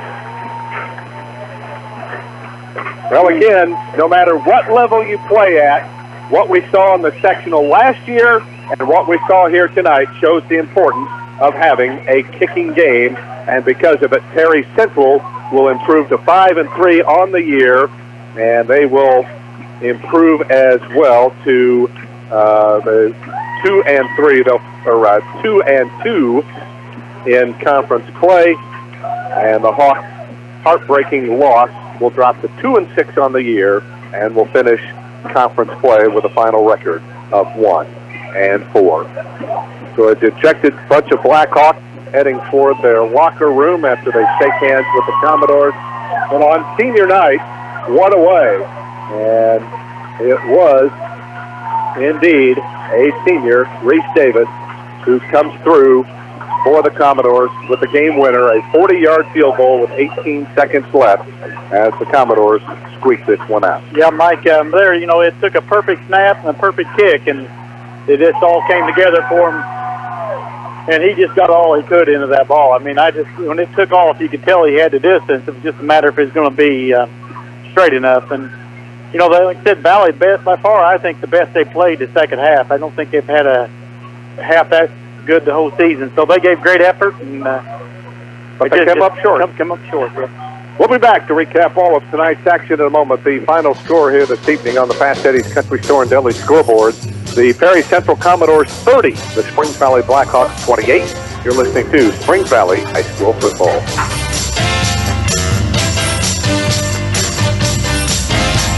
Springs Valley's mobile banking app is easy peasy. Easily review your balances, deposit checks, and even check your credit score on Springs Valley's app. With Springs Valley's mobile app, you will receive your credit report, monitoring, and alerts. Plus, you have access to loan offers and financial educational tools. At Springs Valley Bank and Trust, we make it easy peasy. Member FDIC, Equal Housing Lender. Focused on you, Springs Valley Bank and Trust. You've worked hard to build and protect your estate throughout your lifetime. Enjoy the confidence that comes from knowing all you've worked for may be preserved for your heirs. Please call Jamie Sullivan, Senior Vice President of Investments of Sullivan Financial Consulting of Raymond James, located in Mitchell at 849-2670. Jamie can help design a comprehensive plan suited for your family's future financial needs. Call Jamie Sullivan today at 849-2670. Raymond James and Associates Incorporated, member New York Stock Exchange, SIPC. A message from Spring Valley Meadows and French Lick. As we age, recuperating from an illness or surgery may take more time than it used to. It's important for you to follow your doctor's discharge orders and include physical, occupational, and speech therapies when needed. Skimping on post-hospitalization therapy can cause potential falls and infections. So do it for yourself and do it for the ones you love. The road to recovery begins at Springs Valley Meadows and French Lick, where caring people make the difference. Call us at 936-9991. What's better than enjoying a fine meal at 33 Brick Street in French Lick? Savoring each mouth-watering bite on their outdoor patio and courtyard. Enhance your 33 Brick Street dining experience by taking in the open air during these warm months. Their patio and courtyard, featuring a fire pit, is perfect for special occasions or events, including wedding receptions, anniversaries, birthdays, and more. They can even design a special menu for your event. Make your reservations by calling 33 Brick Street at 936-3370. That's 936-3370. 33 Brick Street in downtown French Lick, good food, all in a legendary atmosphere. Hi, this is Lynn at Reeser Chiropractic Center. The shopping is done. The kids are back in school. Football's just starting. Mom, you need a break. A time just to relax and unwind. Call for an appointment with one of our board-certified massage therapists and let her help you get back into shape. But if it's not just sore muscles, you will want to see Dr. Lolita. She has your back. For your appointment, call 723-2277. That's Reeser Chiropractic Center. We'll be waiting for your call. This is Springs Valley senior lineman Colton Reynolds, and you're listening to Blackhawks Football on Q100.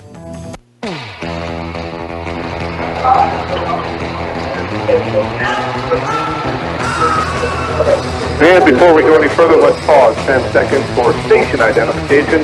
You're listening to Springs Valley High School Football.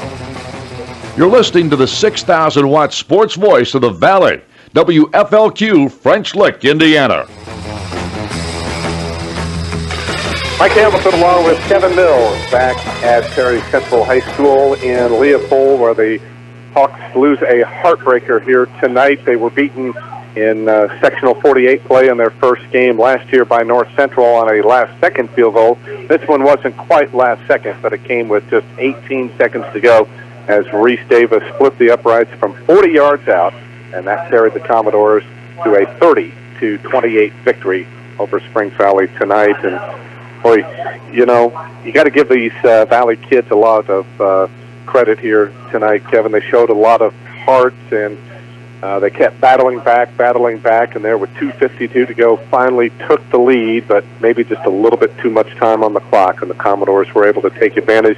That 54-yard pass is Cameron Bland was scrambling for his life. He found Greg Bays downfield, and that kind of set them up in field goal range, and they were able to eventually win it. Yeah, Mike, if you look how Valley played tonight, they played, plenty well enough, especially in the second half, to win the football game. And, they came up with, the line played well the second half and were able to make some good holds for our backs. And, Cole Cooper had a really good football game. And then we were able to make all kinds of plays individually. I'd say there were 10 different plays that our kids made tonight that could have won the football game for us. And I know Terry made some plays just by himself, coming up with some big plays. And it's just a heartbreaker. It's one of those games where it looks like you've gotten down to the end. Perry came up with a big play to get the ball down there. The quarterback he was running for his life, and then he catches somebody open middle down the field, and they were able to get it down around their 20-yard line. And someone made a good saving tackle there. Mike, remember who that was on that? I really don't.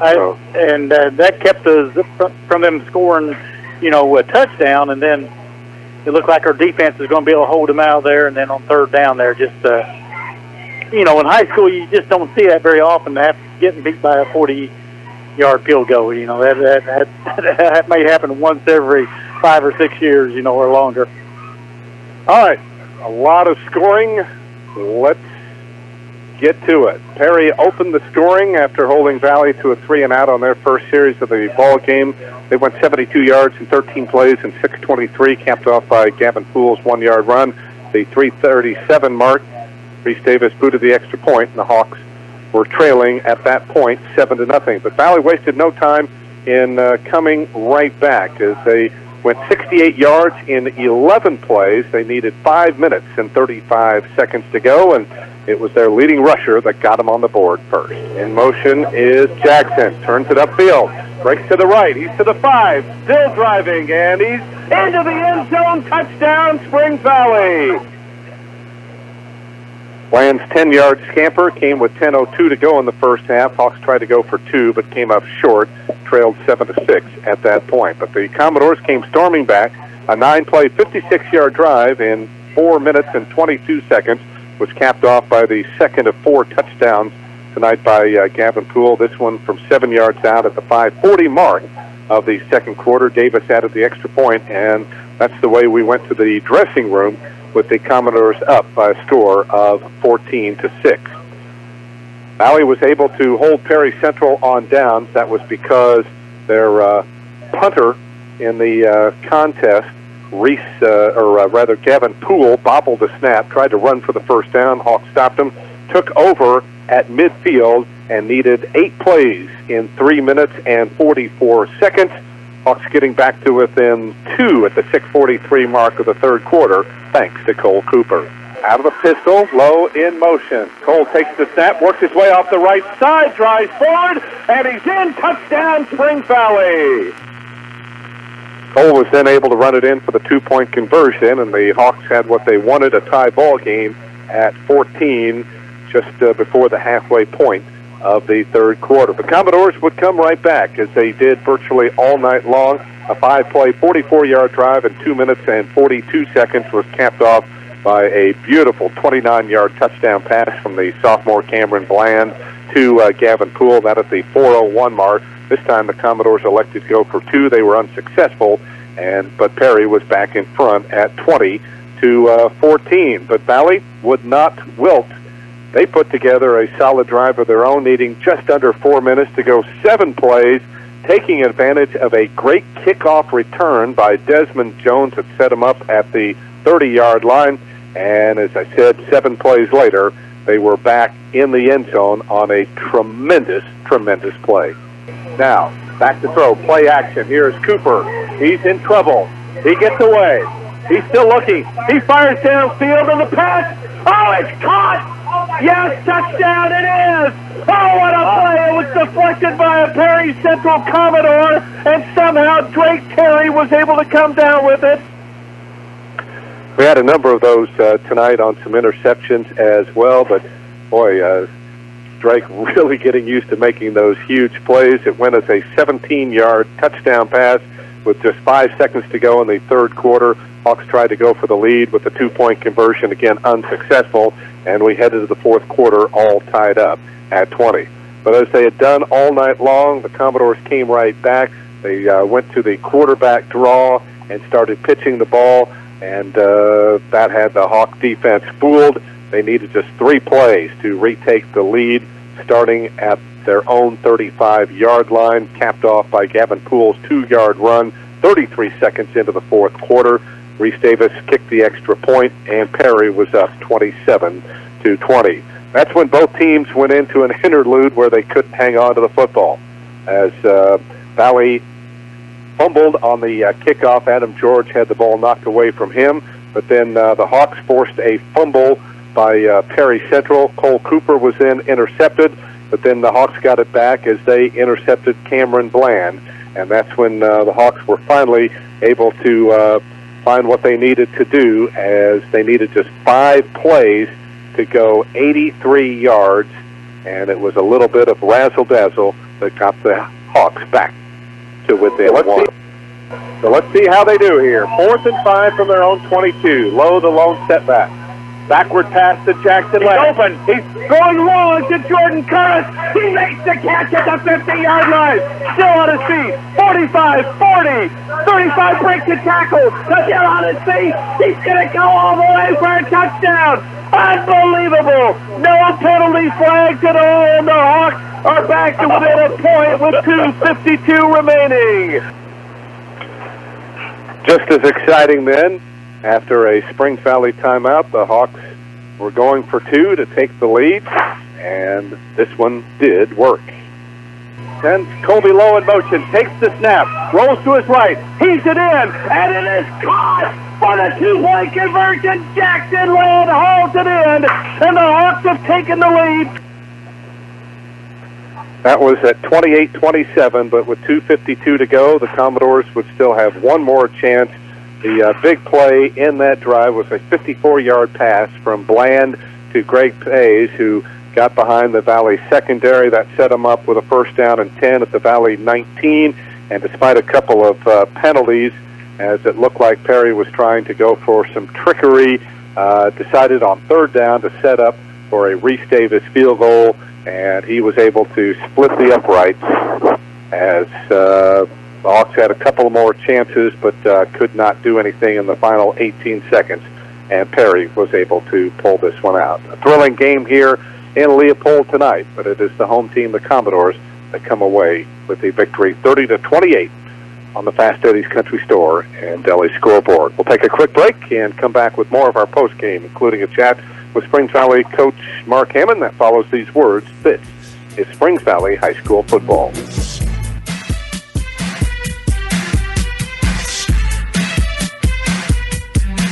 I'm Christian Bloom, Dean of the Vincent University Jasper campus. We work closely with industry to ensure our programs are relevant and lead to high-paying jobs locally. I'm also proud of our seamless transferability, saving you thousands on credits that transfer to both private and public institutions. Job promotion, career change, or just want to save money while completing gen eds. VUJ just makes sense. Get your start today with a focused, quality education at Vincent University Jasper.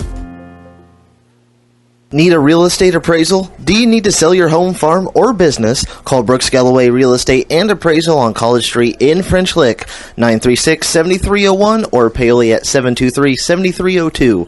See the listings on the web at brooksgalloway.com. A salute to the Blackhawks from Tony Robbins and the construction crew at TRC Construction in French Lick for concrete work, land clearing, and site work, driveways, foundations, patios, and sidewalks. Call TRC Construction 653-7007. This is Springs Valley football coach Mark Hammond, thanking you, our fans, for your continued support of Blackhawks football all season long.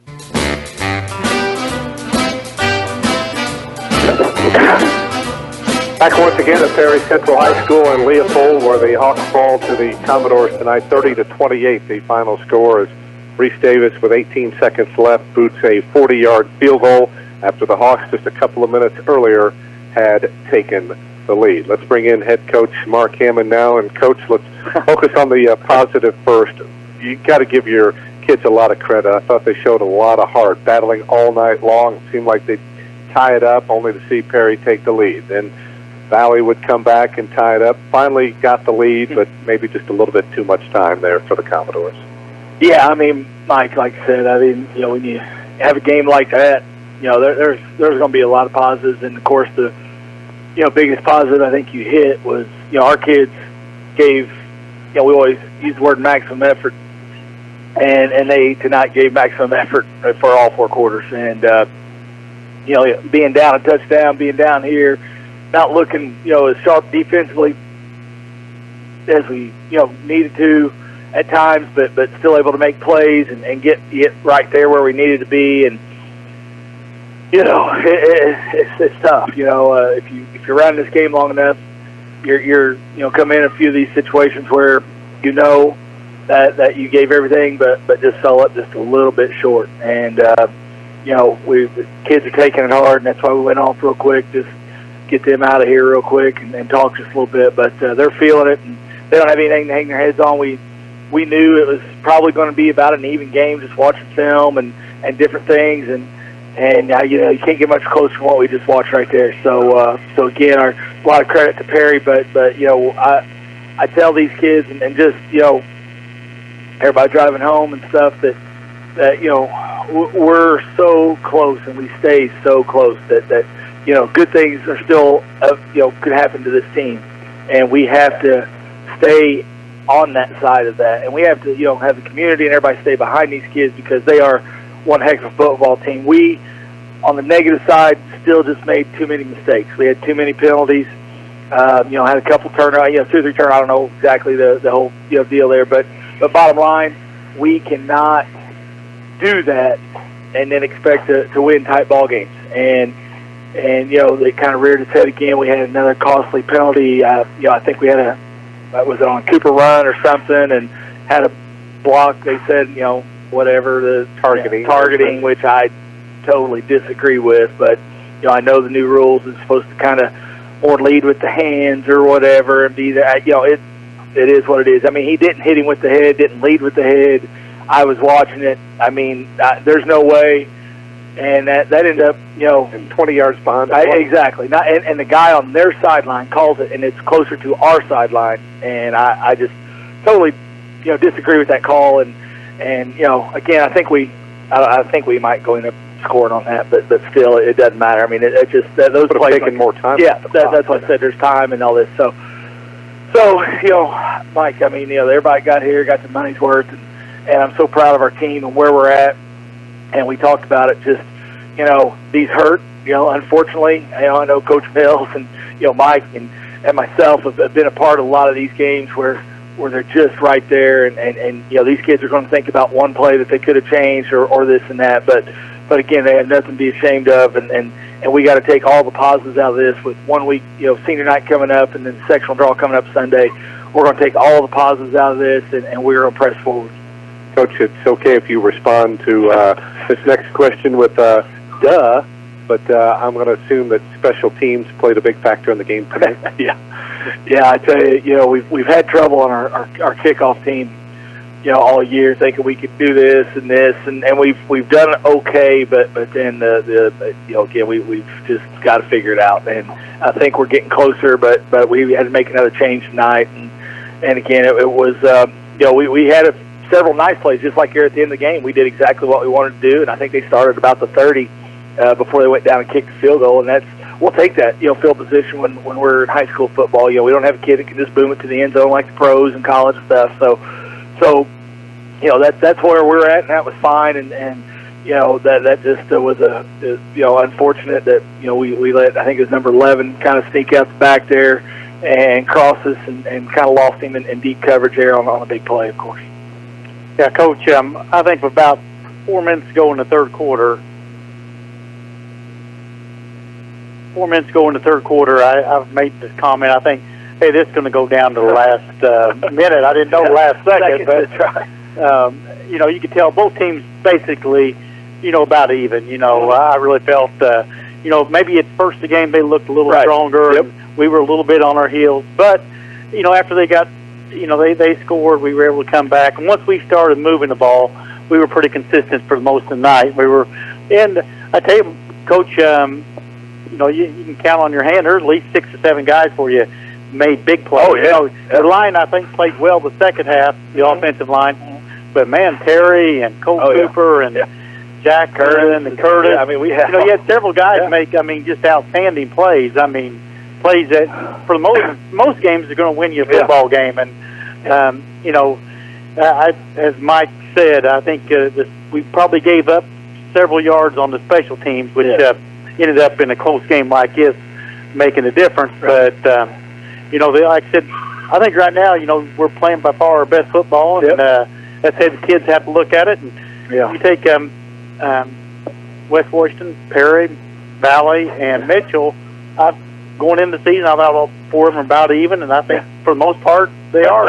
They've been able to maybe win a couple of the games, close games where we haven't. But as far as team-wise, I think it gives you something to look forward to going into sectional, and next week on senior night. Yeah, I agree, Coach. I mean, you hit it. I mean, we are playing still, good football here. We just, we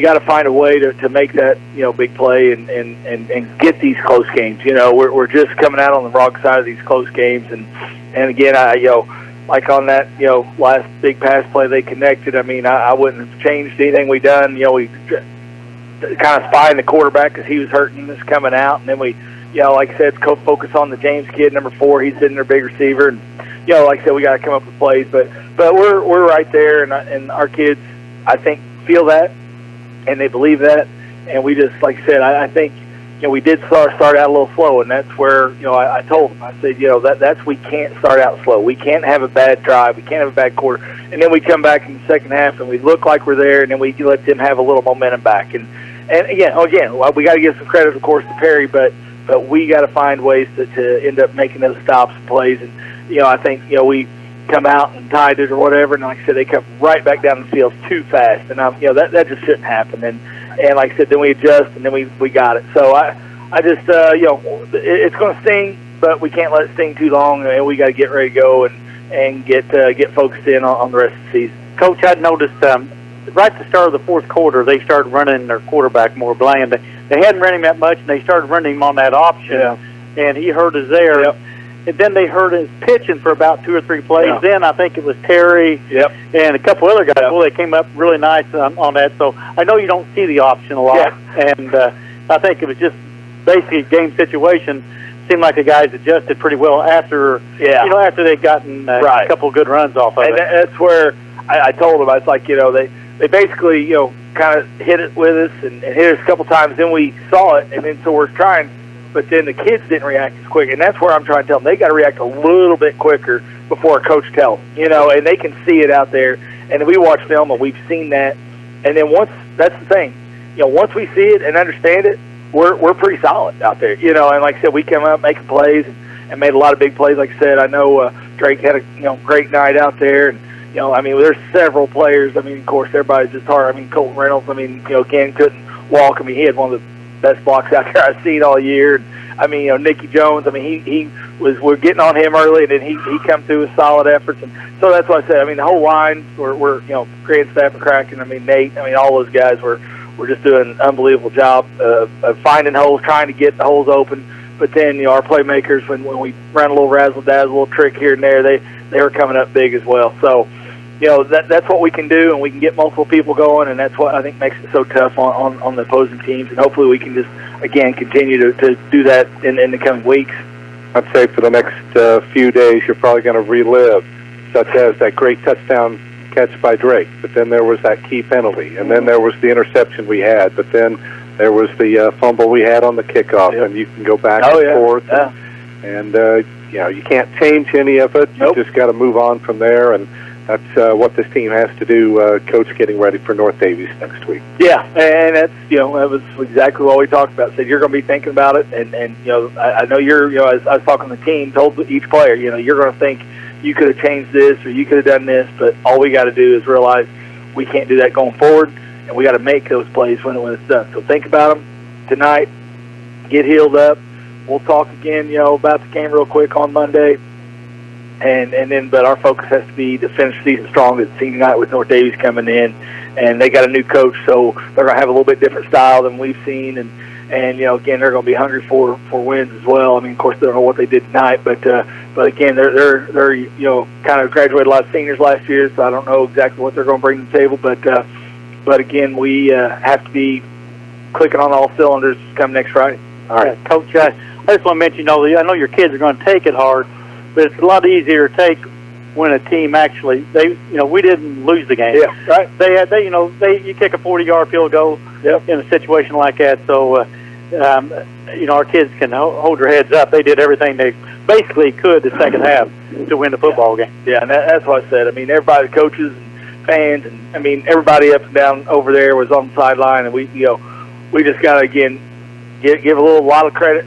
Not a lot of credit out here to Perry Central, and like I said, though, but we got to realize that we got to, come out and keep getting better and get better this week, and that's going to be our focus. And prayers, I know they had a couple kids go off. I don't know the 44's name. I heard maybe he might have broke his leg or something. So, hope him quick recovery and best. And anybody else that got hurt, and like I said, I think we're okay. I know Jackson might have sprained an ankle a little bit here and there, but again, not enough to keep him out. That's right. Yeah, that's what I said. He got right back in. So I know Curtis was hurting a little bit. I mean, Reynolds. I mean, it was just a tough game, and of course, it hurts a little more when you lose that way. But with that field goal, but again, we want to wish everybody safe travel home, and thanks for coming out and stay behind us and stay with us. And like I said, prayers for anybody on Perry and the 44 kid if that happens. So all right, thanks, Coach, guys. Thanks for the visit.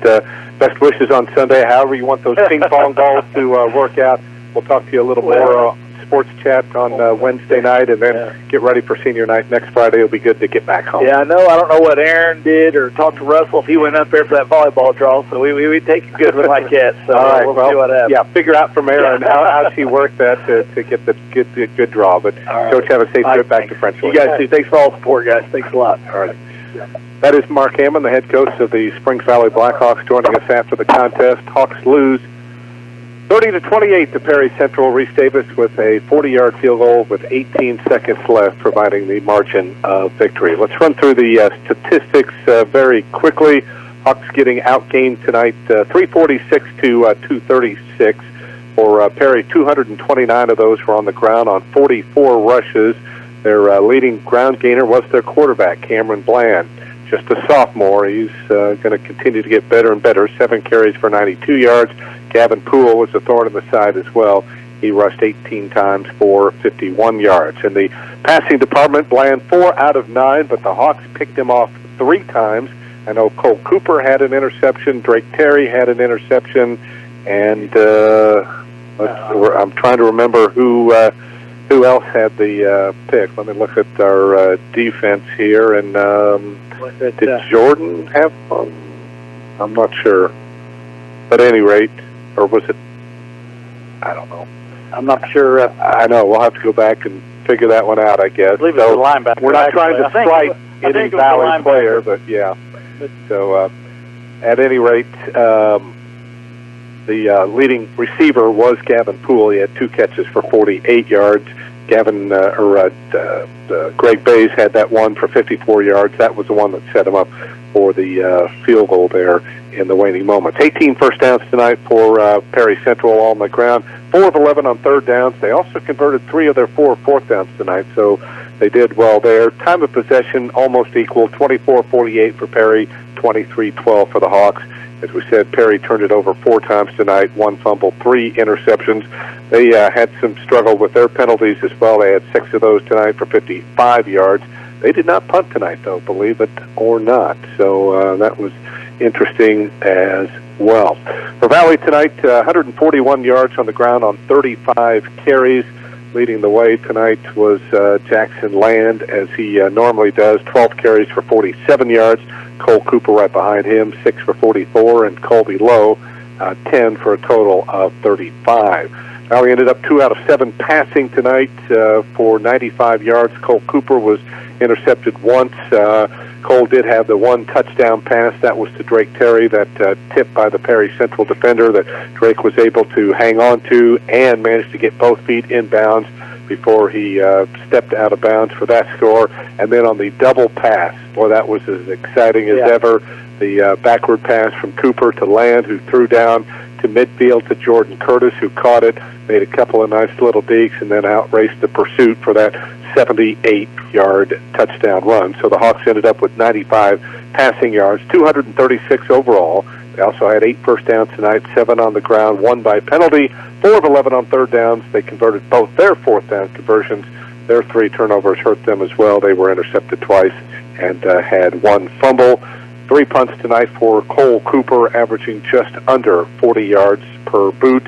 And they also struggle with their penalties, penalized 6 times tonight for a total of 59 yards. So that basically accounts for everything, as this one basically you could kind of get that feel tonight, Kevin, that the team that had the ball last was probably going to win this football game, and that's the way pretty much it played out. Yeah, Mike, I would have bet when we had them fourth and about 13, I believe, and they came up with a big play to get them down there, that the Hawks were going to come out on top. But that's kind of part of the game. You know, you play these games, and you know, a perfect night to play, you're going to have offensive plays where kids come up, and they had kids make big plays, and the Hawks did, and it made for an exciting game, and one where I think Valley will get better from this game. You know, it'll be hard to take here for the next 2 or 3 days, but you know, they get back to work, get to practice, and you know, get ready for senior night next week. Right, and hopefully the draw works out for them on Sunday as well. We're not going to try to mention any teams as far as who they do or don't want to play or whatever. We'll just see how it comes out and then take it from there. One more item of business to get in. Stop by Chicago's Pizza on the Boulevard in French Lick for the salad bar lunch, 11 to 1:30, Monday through Friday. Salad, pizza, breadsticks, and drink for $8.25 at Chicago's Pizza in French Lick. For carryout, 936-2962. Again, we want to congratulate the Valley Volleyball team, PLAC champs, 4th year in a row, running the table. They've won 24 PLAC matches in a row, and we also wanted to wish our Springs Valley cross-country teams the best of luck. They head down to Jasper tomorrow, and hopefully hoping for at least a top 5 finish so they can continue to run on in the regional. So the fall sports starting to wind down, starting to get into tournament time. Volleyball won't be until next weekend. Football in 2 weeks, certainly, but for girls golf, of course, that was a couple of weeks ago. Good to see the ladies get advance out of the sectional into the regional, and hopefully our cross-country team. Yeah, that's you know, this is an important time of the year. You know, you got teams getting ready for sectional and finishing up their conference, and I tell you, that 24 in a row, Mike, is something, because Perry Central and Paoli, I know for sure, those 2 teams just come to my mind. They've had some pretty strong teams here in the last 5 or 6 years, so to win 24 in a row is outstanding, and you know, they've got a great shot, I think the Hawks do, of having a great run in the sectional, and hopefully on to the regional. All righty. And for this football team, I know disheartening tonight, it'll be a long trip back to French Lick, made more so by having to take that little side route or whatever. I'm going to go through Marengo, I think. It's not a great road, but at least you avoid all that construction, I guess. But I think this team will bounce back next week against North Davies. It won't be an easy opponent, but senior night, it seems like this season has flown by like it always does, I guess. But one last chance, and hopefully use that as a springboard to head into sectional play. Yes, yeah, I'm sure senior night will be important. You know, we got a great group of seniors this year. I mean, you can just watch the way they play on the field, and I'm sure the same in the classroom. They just seem to carry themselves awfully well, and it's a group that's had some success in basketball last year and have carried this over, even though the record may not show it as much in this season. But like I said, we've just lost a couple of games where we probably could have went either way. All right, here tonight, Reese Davis kicks a 40-yard field goal with the Commodores down 1 with 18 seconds left after the Hawks at the 2:52 mark of the 4th quarter had taken their first lead of the ball game at 28-27.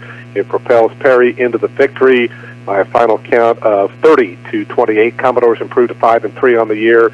3-2 is the way they will end conference play as they take on Forest Park next week. Hawks, the hard luck losers, dropped to 2-6 on the year overall, and they will finish league play with a record of 1-4, finishing in 5th place, just ahead of Crawford County, who has not won a game at this point. This snaps a 2-game winning streak for the Hawks over Perry Central, and they were hoping to have beaten the Commodores 2 straight times after that thriller 2 years ago, in which the Hawks won that ball game thanks to O'Brien Selby in overtime. So next up for the Hawks next week, senior night, as Valley returns home to take on North Davies.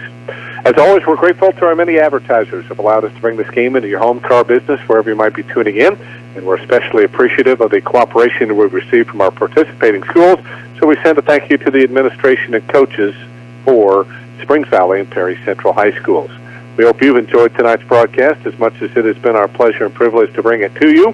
Program reminders, we'll have IU football coming your way tomorrow. I believe that's a 4 o'clock kickoff in Columbus. 3 o'clock our pregame as the Hoosiers take on Ohio State. Then we will have our Springs Valley edition of Sports Chat coming up on Wednesday just after 6 o'clock. And then be with us for our next broadcast of Springs Valley football 1 week from tonight. We'll be back at the Hawks Nest in French Lick as Valley takes on the North Davies Cougars. Kickoff back to 7 o'clock with our broadcast coverage to begin at 6:35. For our studio engineer this evening, Adam Hole, and for Kevin Mills, this is Mike Hamilton, bidding you a fond and pleasant farewell from Perry Central High School in Leopold, where tonight's final score on the Fast Eddie's Country Store and Deli scoreboard was the Springs Valley Blackhawks falling Perry Central 30 and the Blackhawks 28. This is Springs Valley High School football. WFLQ, the sports voice of the Valley, thanks you for listening to tonight's presentation of Springs Valley High School football. Tonight's game's been brought to you by Smithfield, now offering DSL and fast internet service to customers. Another way to serve you better. Sullivan Financial, Raymond James & Associates Investments, Highway 60 and 9th Street in Mitchell. Reeser Chiropractic in Paoli, the natural way to good health.